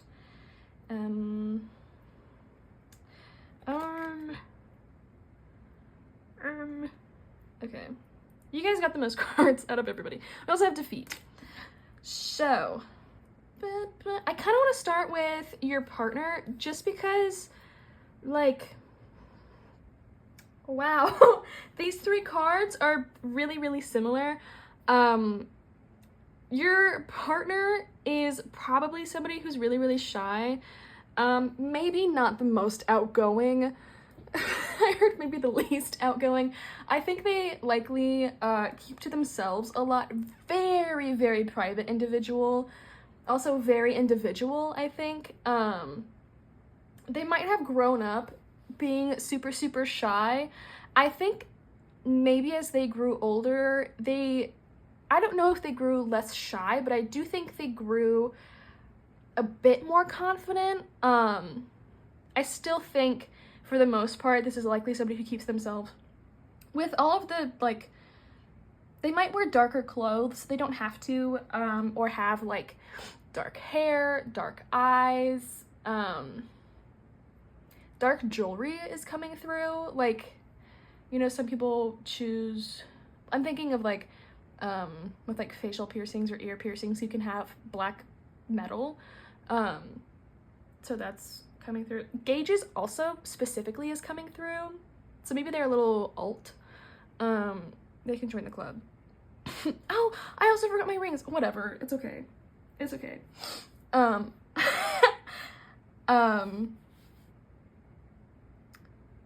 I want to get them. They make me feel fancy. Hold on. Hi. I like feeling fancy. It makes me happy. Anyway, they could be a little alt, which, you know, 12th house Scorpio, that's gonna make sense. That's gonna make a lot of sense. I also think they're likely somebody who could create a lot of, they could be an artist, or they could be somebody who's really creative, or whatever it is that they do for work, perhaps, just kind of whatever they create, I think is really, really insightful. The word astounding came to mind as well, so it's probably also just really, really good. I think they might also have like a niche interest in psychology, the mind, the subconscious, just like with 12th house energy here. And I think whatever it is that they create, what they make, it gives a lot of insight into who they are and also their interests and what they find really captivating. Also very motivating is what's coming through. They might, if they're an artist, they might, or just as a person perhaps, they could be really drawn to the, hold on, I have to fix that. Like the macabre, the gross, the weird, the disturbing. They could really love the horror genre. Halloween could be their favorite holiday. They could be born in October maybe. They don't have to be. We have earth signs showing up here, so that's gonna be Taurus, Virgo, Capricorn. The 12th house associated with Pisces, Scorpio. You could be born in October and be a Scorpio, actually, yeah. Because Halloween is Scorpio season, which is so fitting. I love that. It always just makes me happy. Yeah, I think whatever it is that they make, it really makes people think. It gives people a new perspective on things, and I think that is their pride and joy right there. I also heard their magnum opus. Interesting. It's kind of like everything they create. I think for them there's this fear that it's going to be their best and they're never going to be able to do better than what they have just done. Because I do think they get really proud of their work because they like put their entire self into it. And so there's almost this fear that with every creation they make, every project they do, because they put their entire self into it, I think there's a fear that the next one they take on, they're like slowly chipping away at themselves, kind of. And so there won't be enough self left to create something of equal joy, equal fulfillment, equal greatness, you know? Darn. They could also be a night owl. You could be too, but we'll talk about you in a second. They could just be a night owl, American trash panda. That's so millennial. I'm so sorry. Like, Tumblr millennial. Anyway. They could be somebody, they could be like a really snacky person. Like, they could like really love their snacks. That's kind of fun. That's coming through. Yeah. I also think with Scorpio and the 12th house here, I think they're a really, really deeply intuitive person. And I also think they are deeply in touch with spirituality. And I feel like there's a little bit of fear associated with that for them, because I think they are so tapped into it to the point where it can become overwhelming. And that also might be why they're perhaps a bit of a homebody, because whenever they go out and there's like really big crowds, they might not have a practice or a they just might not know how to have an energetic boundary between them and everybody else in the room. And so they might innately kind of just absorb everybody else's energy and have theirs sapped from them by other people. And they don't know how to like block that, how to not do that. So I think they really enjoy their own company. I also think that they may have been bullied when they were growing up because of the just kind of like amount that they keep to themselves.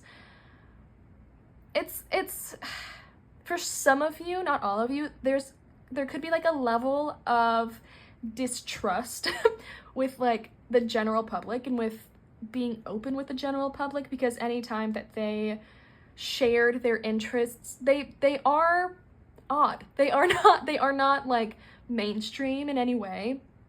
And so I think anytime they try to open up and share their interests with people who may have subscribed more to like mainstream pop culture or self-expression that's more mainstream, I suppose, they might have been met with like judgment and really weird looks.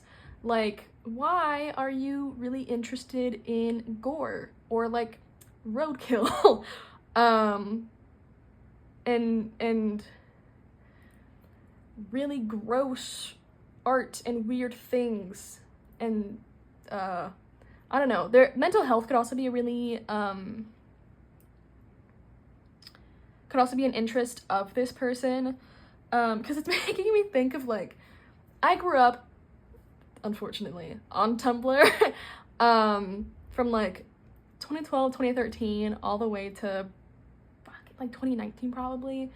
And so it's the idea of like people who are usually mentally ill themselves being really interested in mental illness and like psychology as a result of that. And I guess part of it has to do with like self-exploration for this person, but also I think they like to know how other people work and how other people tick. Body language could also be an interest of theirs, because I think it helps them move about the world and feel more comfortable and confident moving about the world. Because this person, I think they're probably really good at reading people and really good at noticing like the really small isms and tells that people have. that this person can tell almost like immediately like what a person is insecure about, what they like, what they don't like, what they think of the person that they're talking to, stuff like that. Yeah, really interesting. Yeah. But I also think they're, yeah, going back to their more like spiritual aspects of themselves, they might have their own like spiritual gifts, like clairvoyance, clairaudience is coming through specifically, claircognizance, or just being able to speak to spirits perhaps. And I feel like if those abilities, I suppose, gifts, whatever you would like to call it, goes unchecked for them, it can actually freak them the fuck out and really kind of scare them, because because even with like people, they can't control the energies that come in and out whenever they're in a group. And so I think they can have the same issue with like spirits and other energies. And so they might have a tendency to block themselves off from that entirely, just because that makes them feel more comfortable and safer perhaps. For some of you, this is going to be a select few. They might have learned to overcome that fear and to lean into that gift. I really don't think that's going to be for the majority of you though. Yeah, with spatula, they could also be like a really good cook. That's kind of coming through. Also, I don't know why, there's a cartoon, I don't know the full title, but like Flapjack, it has something to do with, I think the character's name is Flapjack. That's coming through. I don't know anything about that. So could be important, might not be. What else? They have like a very rich and deep inner world, very, very vast. I think they have a really creative mind. They could be somebody who writes stories, or who just has stories sitting in their head waiting to be written and then published and are gifted to the world. Especially if they're like horror stories or like in the horror genre. Yeah.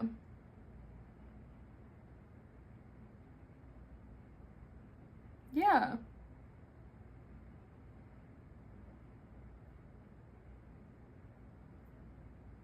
Is there anything else?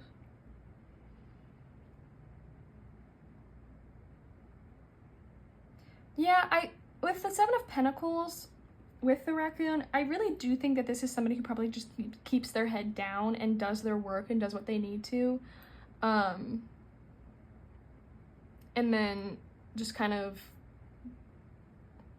like goes along with their day kind of thing. But over here with you, let's talk about you.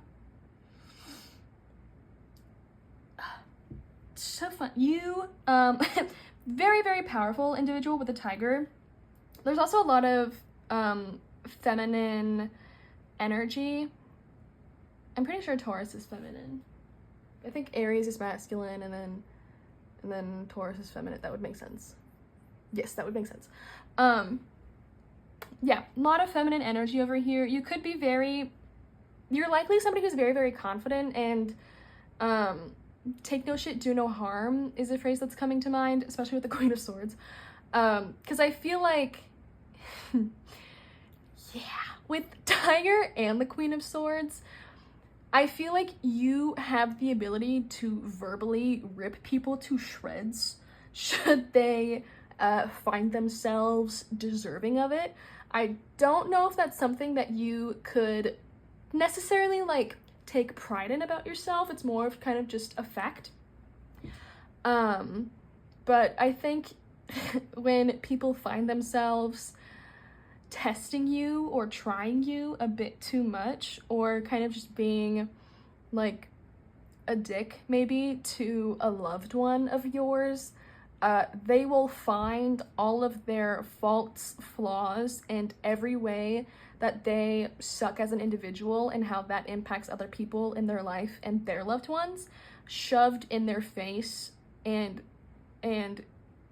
like they will have their own shit shoved in their face forcibly to the point where they're choking on it.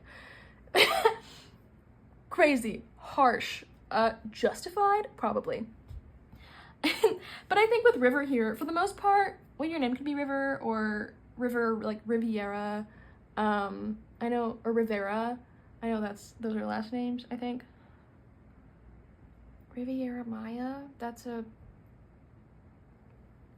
I think that's in Mexico, I could be wrong, I don't know. Geography is not my strong suit, I'm gonna tell you that one right now. Yeah, but I think for the most part, you're likely somebody who's really chill and go with the flow, and that part of you is not readily available often, or like, well, I wouldn't say readily available often, but more so it's not shown often, or it doesn't need to come out.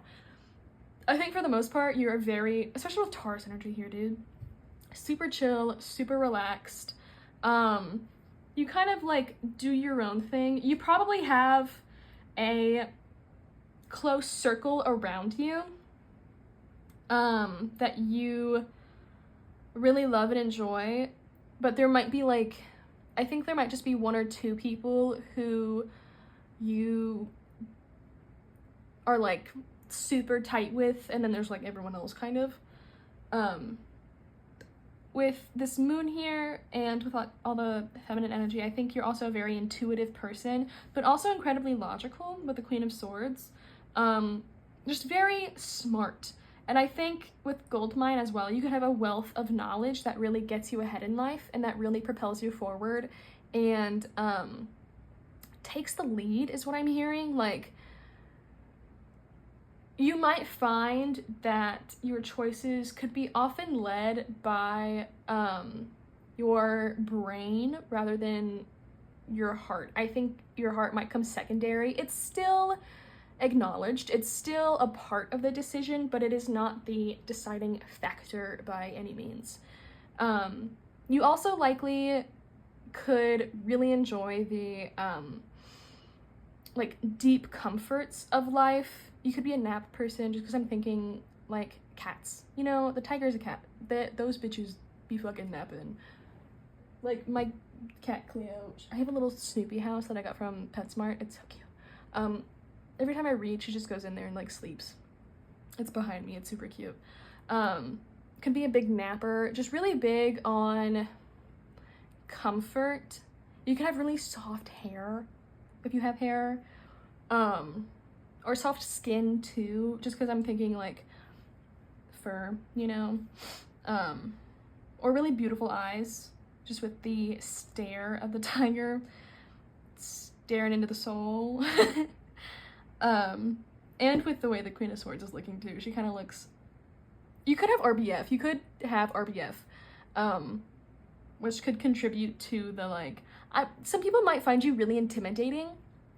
And I heard, and that's their fault, like that's their problem. What do you want me to do about that? So true.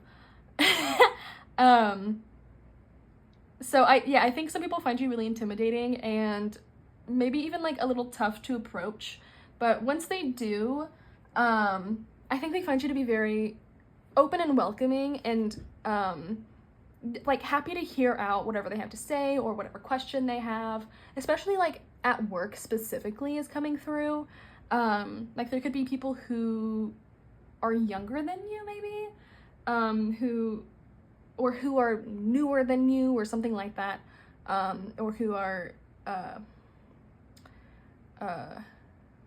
like in the hierarchy of your job, however that works for you. You could be higher than them, and they might want to come ask you a question and then kind of be intimidated, but once they do, they find you actually very open and welcoming and happy to answer it. And so, you know, the next time they have a question, they kind of know who to go to. They're not they're not scared of you anymore. and they're not worried about their head getting bitten off, because maybe they've like witnessed you chewing someone out, and they're like, I don't want to be on the fucking end of that one, man. God. Yeah.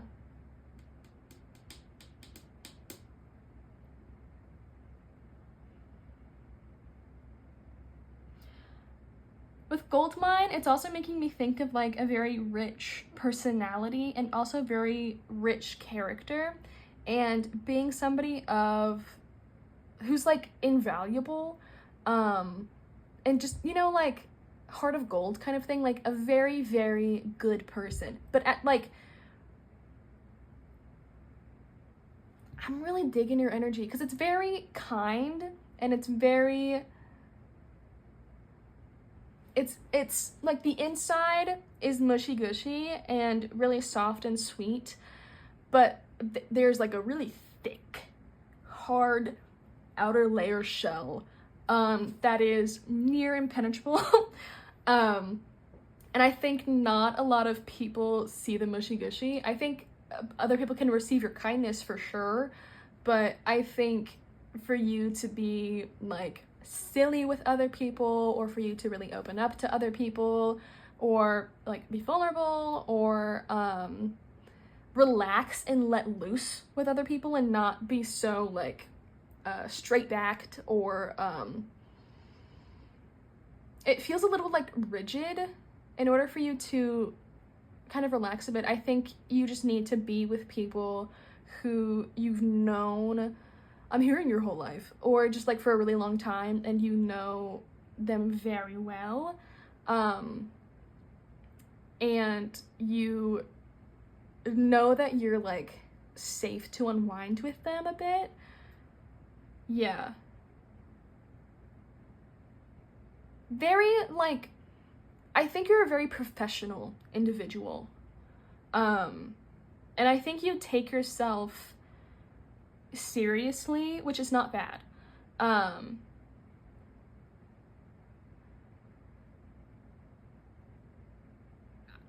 think it's just because you have really high standards for yourself and for how you perform in life, and so that is displayed in the way that you carry yourself as an individual. You could be born in a year of the tiger, by the way. You could be a Taurus, you don't have to be. You could also be, we have fire and then air signs here, so that's gonna be Libra, Gemini, Aquarius, and then Aries, Leo, Sagittarius. Yeah. Yeah. This is so interesting because this is a very this is a very unlikely pair, I would say. But this could be a bit of like an opposites attract moment.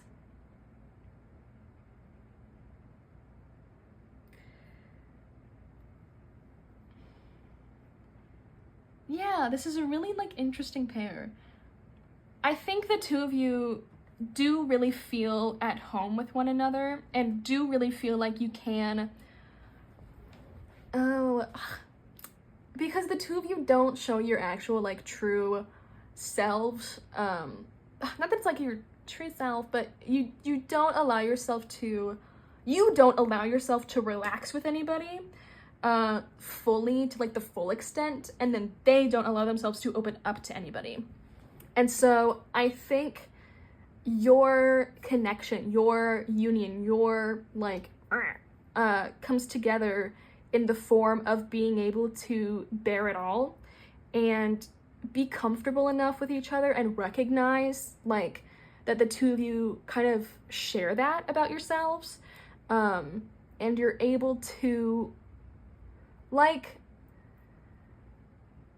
leave behind any personas that you feel you have to carry with yourself, and it's kind of like the feeling is like the two of you are at work and then are able to come back to your joint home, and it's kind of like shrugging off the day, or like removing this outer layer of yourself and then hanging it by the door and then just going to chill on the couch with each other as just you. And you're able to like melt with each other and be like just really, really relaxed. Like you don't have to have, like you don't, like any tension you carry in your body, especially like back, shoulders, hips is coming through as well. I was gonna say jaw. Any tension that you carry in your body, even if you're like, you notice yourself like clenching your fist a lot, I think when you're with this person, you're really just able to like that all just melts away. And you're able to like know what it feels like to not have any tension in your body for once. And I think that feeling for you might get a little addicting is the word that's coming through, and not in a bad way, but just in a sense where it might not be something that you have felt in a really, really, really long time, if ever. And so being able to feel it and know what it feels like, and then having to go back out to the rest of the world as the like tense, straight-backed professional you, I think it like kind of gets annoying. Just because I think you like being able to let loose with them and being able to just be yourself and not care, and know that that is reciprocated. That's just, it's home. It's really nice. There's no feeling of any burdens in any way, shape, or form. You just feel like there's a weight lifted off your shoulders. You feel free. And I think, yeah, I think with this connection, with I never get what I want and defeat, one or both of you might have kind of given up on love or given up on the idea of being able to be your complete authentic self with no walls, no barriers, no personas, facades, like nothing, like just to bear all and be gross, be you. I think one or both of you might have given up on that idea of having that in a relationship, or thinking that maybe it's just not possible, or maybe it's just not meant for you. And you'll always kind of have to be the one who carries the load of the family, the group, the relationship, and be the one who does everything, and be the one who signs all the checkbooks, the one who organizes all the finances, who does all the grocery shopping, does all the cleaning, like, but you don't.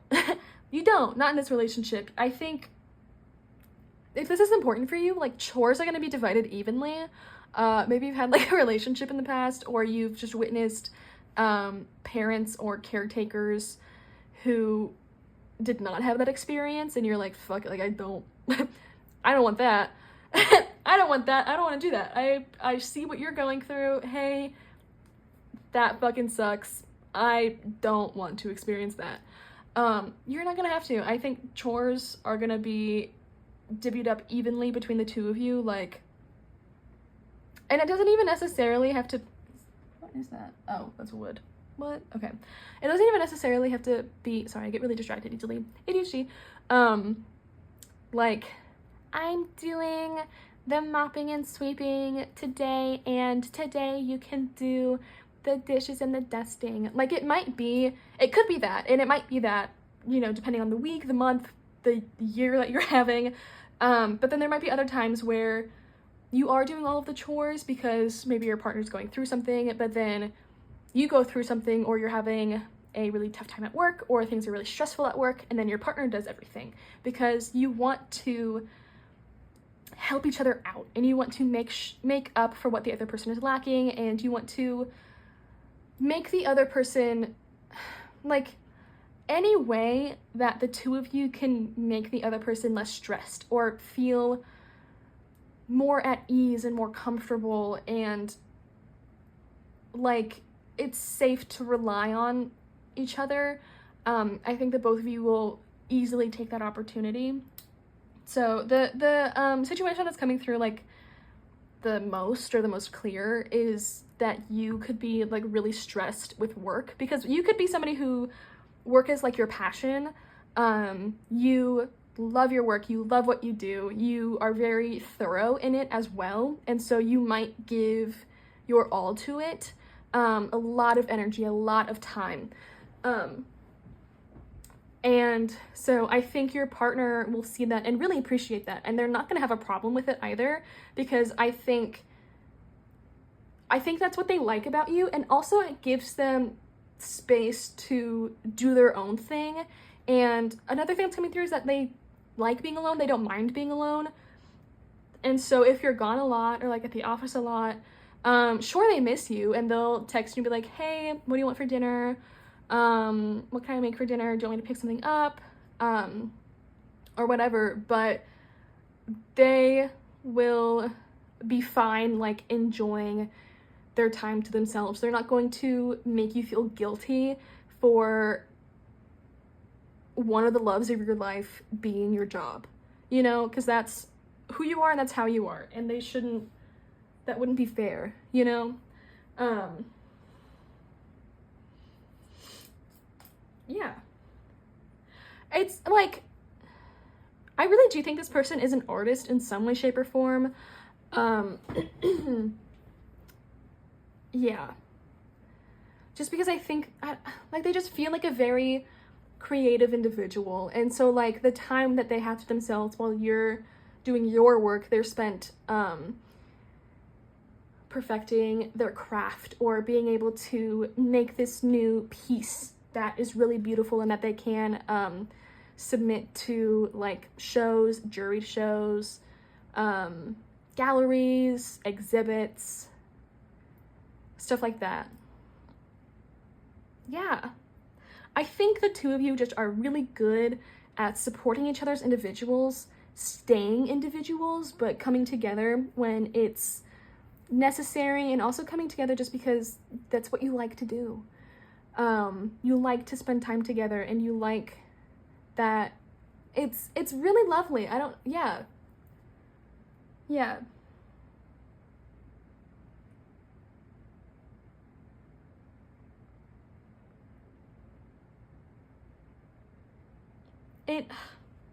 It's this really lovely, like whenever the two of you are together, especially if the two of you, I feel like cuddling could be big in your relationship, because it's like when you are together and when you are cuddling, there is nothing else in the world, and it is just kind of the two of you in that moment, and you're in your little bubble, and everything else outside of the bubble doesn't fucking matter, and it doesn't exist in that moment.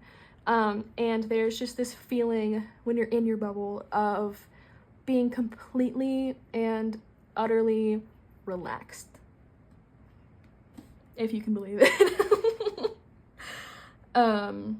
Yeah, this is, I love this pile 4.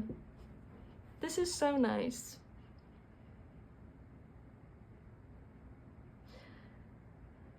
You could also, if your relationship progresses this far, you could also like build a really beautiful home together. And I not like build like you're literally making the floor plans yourself, but like the physical house that you have together could end up being very, very beautiful, and like your sanctuary with how you decorate it, and like interior design, everything. There could even be like renovations. I don't know, I feel like you're somebody who makes big money, especially with a gold mine, and if you aren't now, then like probably in your future. Just like with how much hard work you put in, and it's giving I don't know, it's just like I feel like work is just like a very big passion for you. And so because of that, it could likely be very passion driven, but I also feel like Taurus and the Queen of Swords, I feel like you likely are going to choose a career that is lucrative in some way, shape, or form, or at the very least, has a lot of opportunity for vertical growth. Yeah. Sorry, there's a bubble in there. I got it. Ugh, it was bothering me. I had to pop it. Okay. Yeah.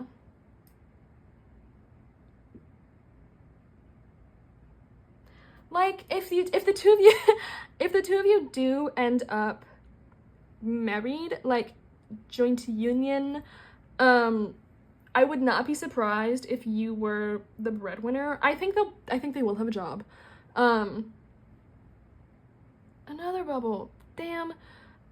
Sorry. I think they will have a job. I just don't think, like, this is giving 6-figure, like, boom, bada, bada, boom, you know? And then this is giving, I'm passionate. You know, artists, it's rare that they maybe make 6 figures. So I think they'll be making good money for what they do. But I think theirs is going to be very, like, fulfilling for what they're able to create and not necessarily what the amount that the check rolls in kind of thing, you know? Yeah. It's not like starving artists. It's like an artist who can go out like every now and then. Yeah. Good for them. Okay, so that's what I have for your energy check. You can also just have like a very time-demanding job, like lawyers coming through. It'd be funny if my sister was watching this because she's studying for the LSAT right now. Oh, here's your deck. Or maybe like doctor, like that would be super time-demanding, especially like gynecologist, because I remember I used to want to be a gynecologist, and then I told my gynecologist that, and she was like, don't do it. She was like, don't do it. I don't have any time for myself. You are not going to have any time for yourself. And I was like, oh, haha, okay. So now I'm a jewelry major. Okay, so yeah.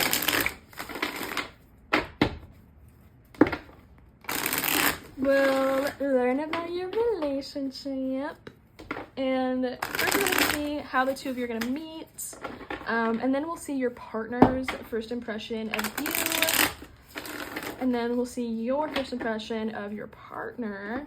Yeah, I'm really interested to see how the two of you would meet, because like it feels like very, very different professions. Yeah. And then we'll see your friends and family's opinion of your partner, and then your guide's opinion of your partner, and then the last tarot question is how/when the two of you come together. And then I have 2 oracle decks to get advice for your journey to them. So do one more big shuffle.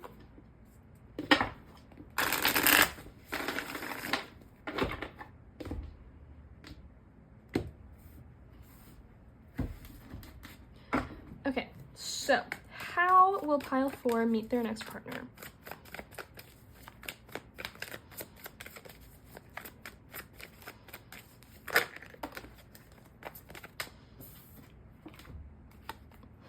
We have the Ace of Wands with the Hermit.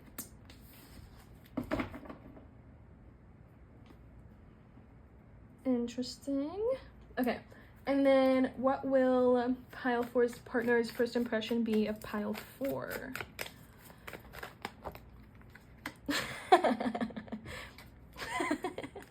We have the 9 of Swords. That's kind of funny.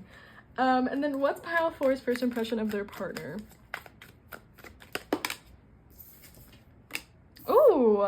Oh, the Emperor.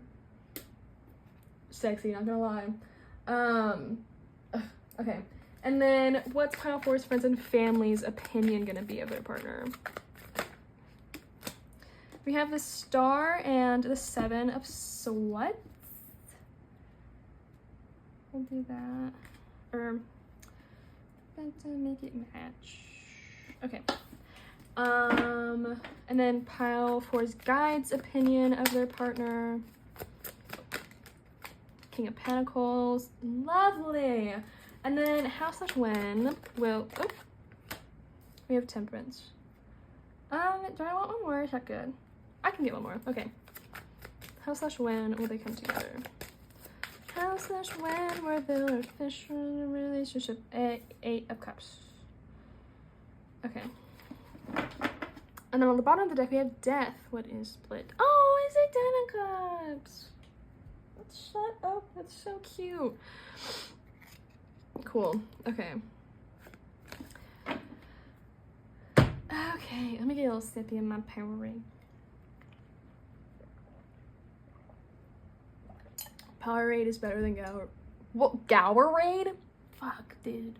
Gatorade. Jesus Christ. You can't change my mind. Gatorade's too sweet. It's too sugary. Okay. Anyway. For how the two of you are gonna meet, it could very well be online. Match.com came through. So it could be through like a dating app, just because with the Hermit, it's kind of, and the Ace of Torches, it could be like a really impulsive thing, where it's like, you could be, or both of you could be like, fuck, like, I'm really bored. I have a lot on my plate right now. I need a little distraction. I need to do something else. I need to think about something else other than this thing that I'm super focused on right now.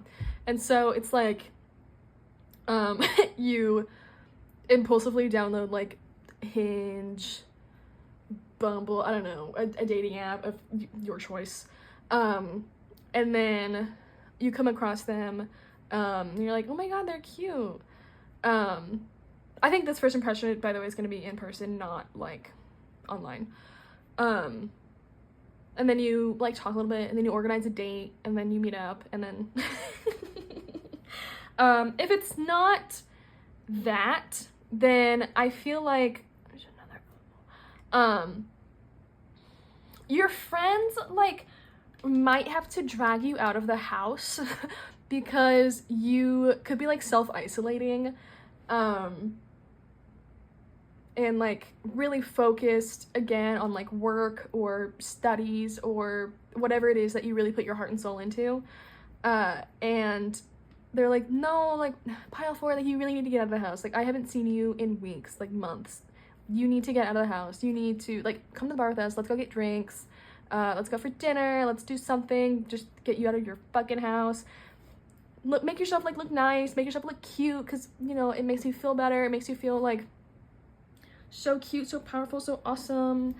And then let's just go out and see where the night takes us. And you're like, probably need a little bit of convincing, and then eventually they win you over because they're your friends and you love them. And you recognize that, yeah, you need to get out of the house. You do need to get out of the house. And then you probably just meet this person through that. And I think it's gonna be like, I don't think your friends are going to introduce you to this person. I think it is fully just the two of you kind of thing. Why are there so many bubbles? Sorry, it's bothering me because why the fuck is my candle tooting? Okay. I think that this person will, I think they'll probably approach you. So let's get into that. I think even the Emperor's kind of like glancing, head is angled towards the Nine of Swords. So sorry, I really like my nails. I don't do them ever, so I feel fancy. I think they're gonna see you and like just know, I think you're just gonna look really stressed. Like you might have like eye bags, not gonna lie. Or just have an aura, a vibe of being really tired really like stressed over it, really anxious. You could even be having like the thoughts of like, damn, like I should not have come out tonight. I should be inside like studying, like I should be working, like I have a project that, and there's a strict deadline. I really need to get on that. I should not have come out tonight. And then I think they'll probably approach you and be like, hey, you good? You look like you're thinking yourself into a spiral. And then I think you'll see them. I think you will find them immediately attractive right away. They might be, with the Emperor, like very large in stature, or like larger than you, or at the very least, if they're not physically, then just like in terms of presence this night at least. I don't think they usually keep to themselves, but one, you're like super beautiful, attractive, lovely, handsome, gorgeous, amazing, and so I think they kind of just see you and also see you like stressing. There could also be like liquid courage in their system, you know, or whatever gives them courage, you know. And so I think they kind of go over to you, because I also think there's, I don't know, there's this feeling of just looking at you, and then it's like your souls already know each other, and so this person doesn't have any qualms about going up and talking to you. That's so cute. That's so cute. That's so sweet. Okay. And I think that your first impression of them is that, oh my god, they're so cute. This person's really beautiful. This person's really handsome. Oh my goodness. And I think they're probably also leading the conversation. And there's also like genuine interest in you as an individual, especially if you are like really stressed or going through something. I think they'll be really happy to listen to you talk about that and talk about like your passions, your interests, and I really think the conversation is going to flow really smoothly. I also think you're going to be really impressed with this person. Whenever you meet them with this first impression, they could be doing really well in their career, or they could have just had a significant boon, I want to say, in their career, like some sort of success or a step towards a really big success that they're really proud of, and it's kind of giving them like an extra boost of confidence and swagger, I want to say. So there's no, yeah, so they just kind of have like a really powerful, in charge, secure in themselves, secure period, stable energy to them that I think just makes them really attractive, especially if you are emotionally in a place of like a teensy bit of instability. I don't know if you would like admit that to yourself. I don't know if you if you would, with the Queen of Swords. But I think that's also, yeah, with the King of Pentacles. We'll get there. Yeah, I think that another reason that this person is really good for you, or like in your life, is because they provide you with a feeling of a landing pad and something to fall back to, something to come home to, something that they give you. You have a strong base, a strong foundation on your own. Their presence in your life just further strengthens that, like, by 100. And I think they just make you feel that much more secure in yourself, that much more proud of yourself, of what you're doing and everything that you can accomplish. They're just a really good, like, support person, you know? Whatever dream you have, they're gonna tell you to go after it. Whatever ideals you have, whatever like desires you crave, they're gonna tell you that you're more than capable of attaining it and then some, you know? Like, this is a very, very supportive person. But also, there's a little lamb here as well. And like, they kind of, that's a flower, girl. Or maybe it's a sun, but I'm gonna pretend it's a flower. There's a sun here, but Anyway, but the lamb here and like the flower, I also think this person's just really, really sweet and gentle and kind and soft. And not like soft in the way of being feeble, but soft in the way of having cushion and there being some give, you know? They are solid, they have structure, they are supportive, but it's not, we'll use floors as an example. It is not a concrete floor. They would not be a concrete floor. They would be like, oh god, I put myself here, how do we get out of it?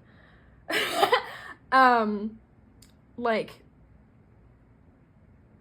shag carpet, I suppose. Even if you don't like shag carpet, just run with the analogy. Run with the analogy. Because it's still stable, it's still there, it's just cushioned. Like, you can still walk, of course, because it's a floor.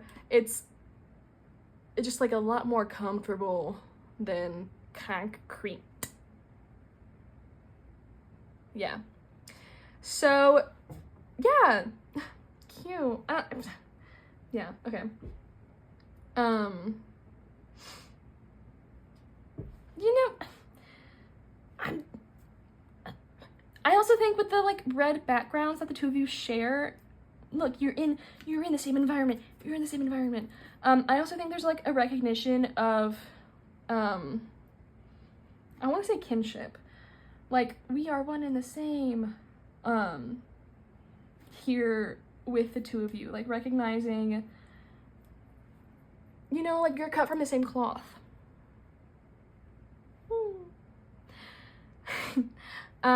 So for your friends and family's opinion of your partner, with the 7 of Swords and the Star, you know what? I don't know if you are going to initially tell your friends and family about your partner. I think they might kind of be like your hidden secret for a little while. I kind of want to say 6 months. Of course, it's not going to be exact for everybody, but, you know, general time frame for a general reading. And then it's like you call your parents up and you're like, hey, so do you guys want to get together sometime for dinner so that you can meet my partner? And they're like, hey, when did you get a partner? What? Why didn't you tell us? And then you're like, well, you know, we've been dating for like 6 months. You just never really asked. I don't know. Or, you know, honestly, they could have asked and you could have just been like, yeah, there's nothing going on, and then like really like redirected the conversation. Part of it is out of like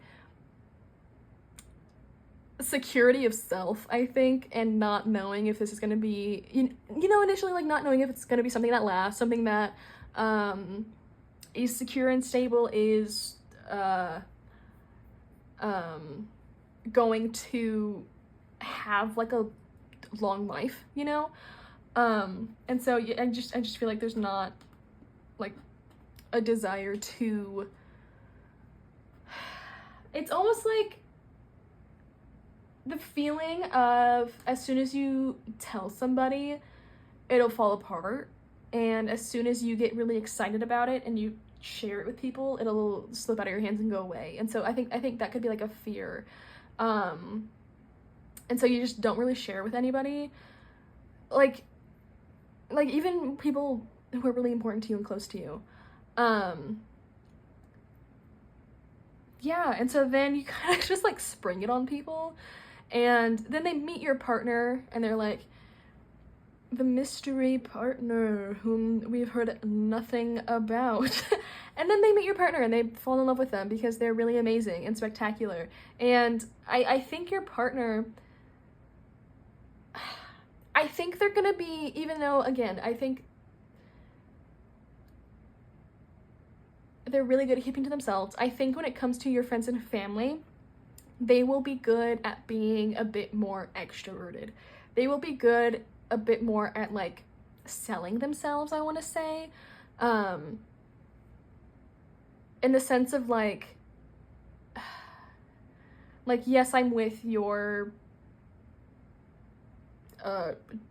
child, sibling, friend, but I am like fully capable of handling them is what's coming through, and fully capable of like being what they need, being their support, being who they need, you know, stuff like that. And I think your friends and family are going to see that about this person and actually be really proud and really like stunned or surprised, because I feel like I feel like there's not a lot of people who can meet you where you're at, because you are you just exceed in everything, and you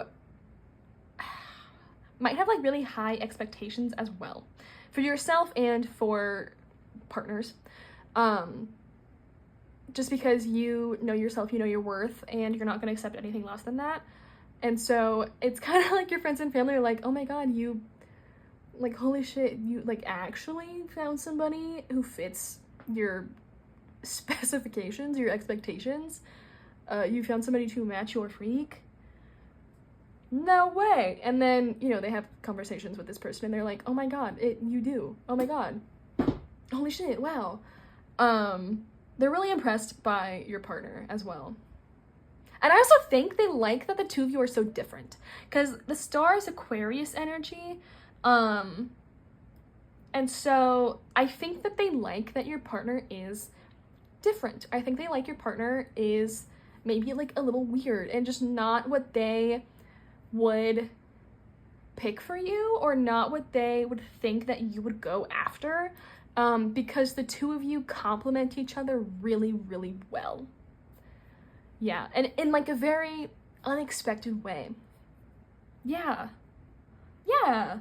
So, for your guide's opinion, they love your partner because of the stability that they provide for you, because of the solidness and support that they give you, and for how powerful they make you feel, and for how much they make you feel like you can accomplish and you can do, and how far you can go and how much you can succeed.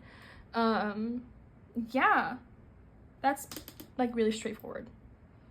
And like, I also, you know, it's so lush here and full of like life and growth. It's kind of like this person could have like breathed life into your life, made it more like vibrant, vibrant, lively,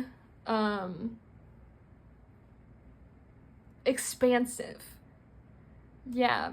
And they could have also just brought some, you know, a little healthy dose of personal growth with them when they popped on over into your life, which, you know, that's how most relationships should go, you know? Yeah. And then for how/when the two of you are gonna come together, with Temperance and then the 8 of Cups. I have to think about this one, hold up.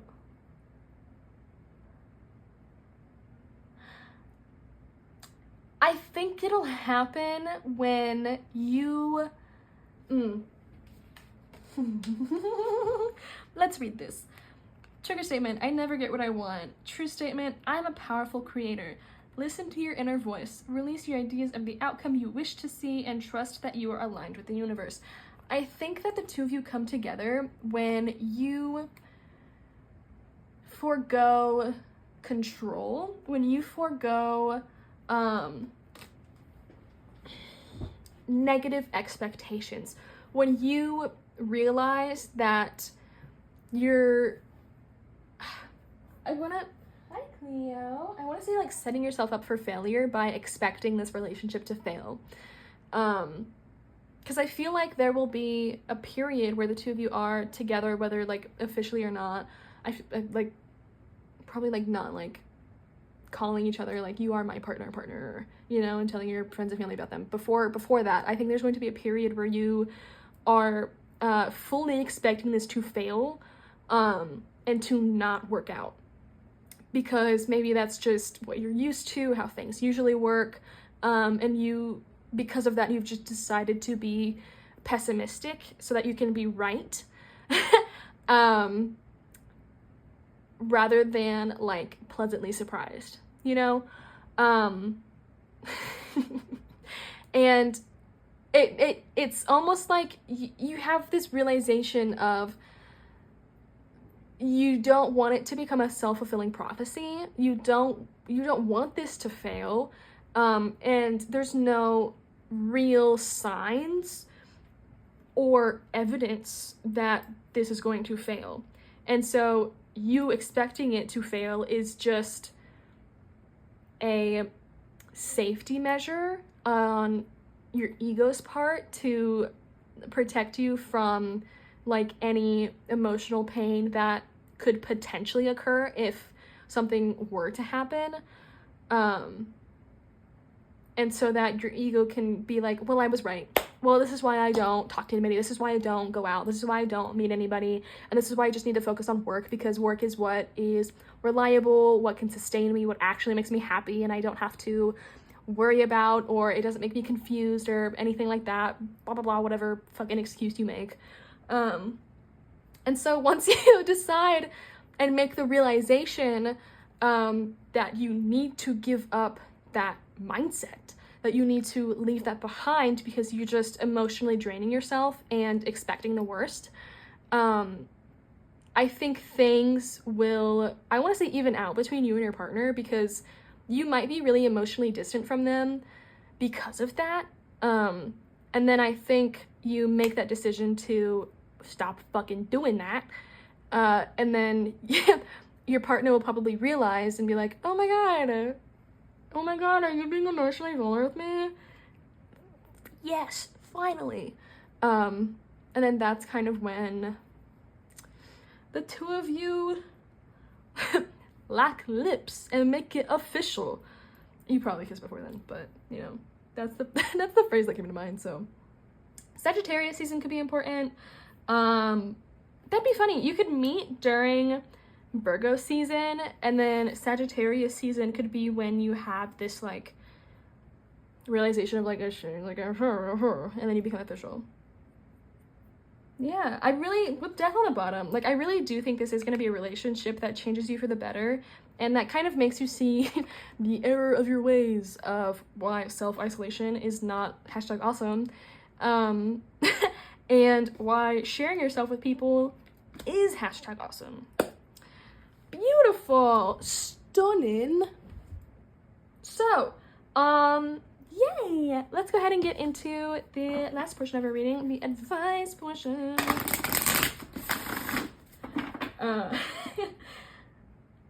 Yeah, okay. So, I'm gonna do it one more time, actually. What advice do we have for pile 4 for their journey to their partner?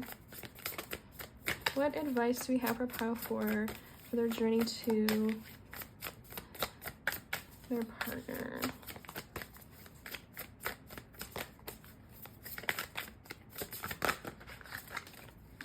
Oh, okay. Well, on the bottom we have alignment. It's coming together, precision. So true. That's self-explanatory. I have these 3, and then I'm gonna get one more from this bad boy.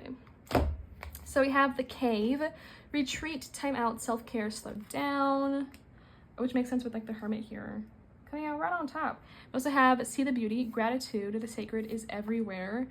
The Volcano, relationships, express, don't stagnate. Oh, look, you're not keeping it in, you're letting it out into your relationships, you're expressing. Wow. Wow.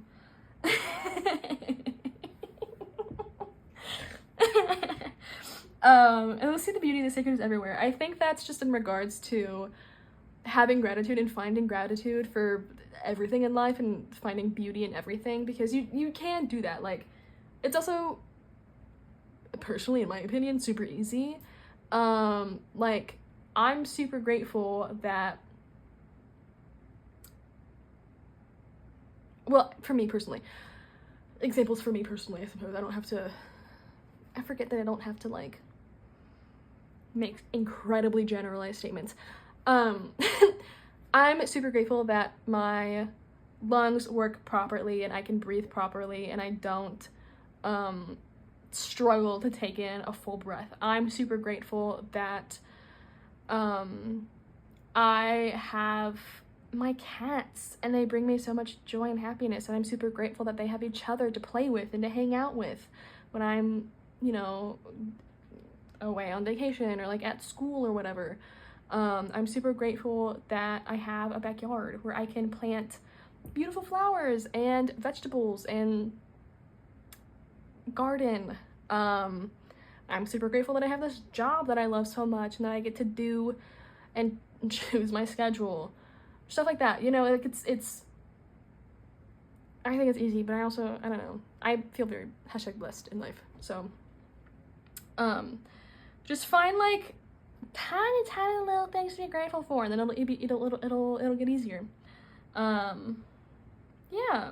And then like definitely take some time to chill and to not overexert yourself, especially in the work area of your life. Make sure that you're recognizing when you are on the fringes of a burnout, and make sure you don't get to that place of being burnt out,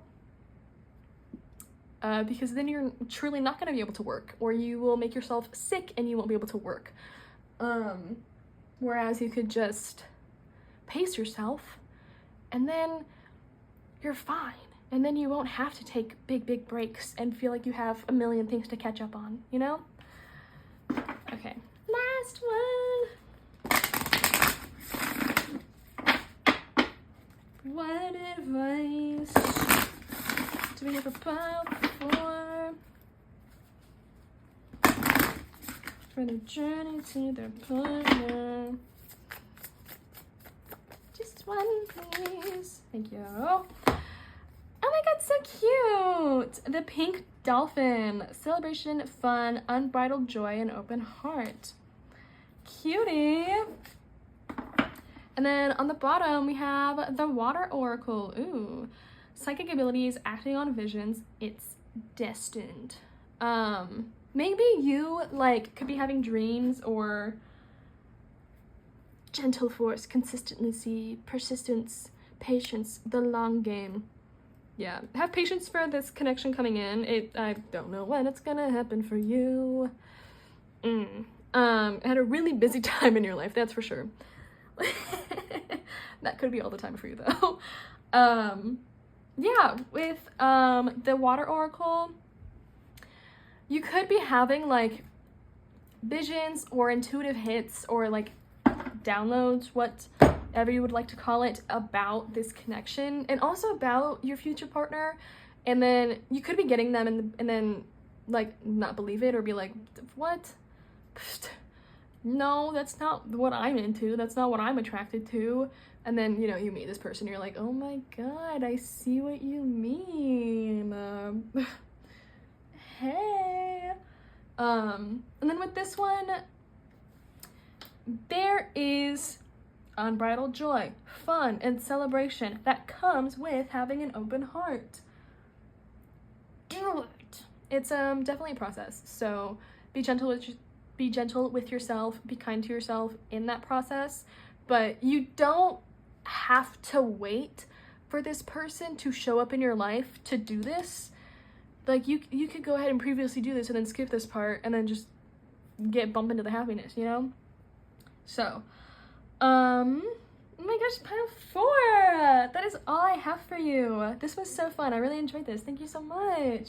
I definitely feel like, I mean, I read for you, but I also may have given you a read or two.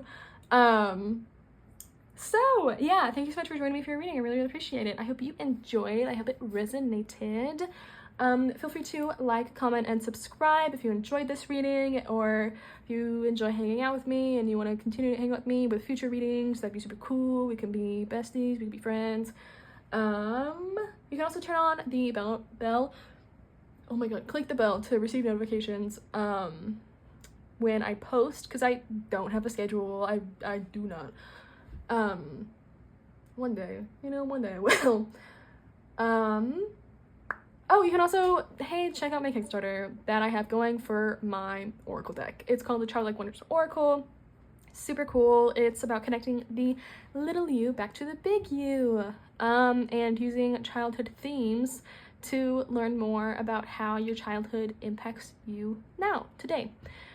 You can also check out the Bonehead Tarot deck if you feel like it. Oh, hey, we saw that guy. Yeah, if you enjoy this, and if you enjoy this art style, then hey, you'll like the Childlike Wonders Oracle. Look, she has gilded edges. I will link my tarot deck and the Kickstarter below. You can also book a personal reading with me if you feel called to. That will also be linked below. And you can follow me on social media at Bonehead Tarot on TikTok and Instagram. I post readings on both of those platforms. So, pile 4, that is all I have for you. Thank you so much for joining me for your reading. I really appreciate it. And I hope you have a lovely morning, afternoon, or night whenever you're watching. Bye!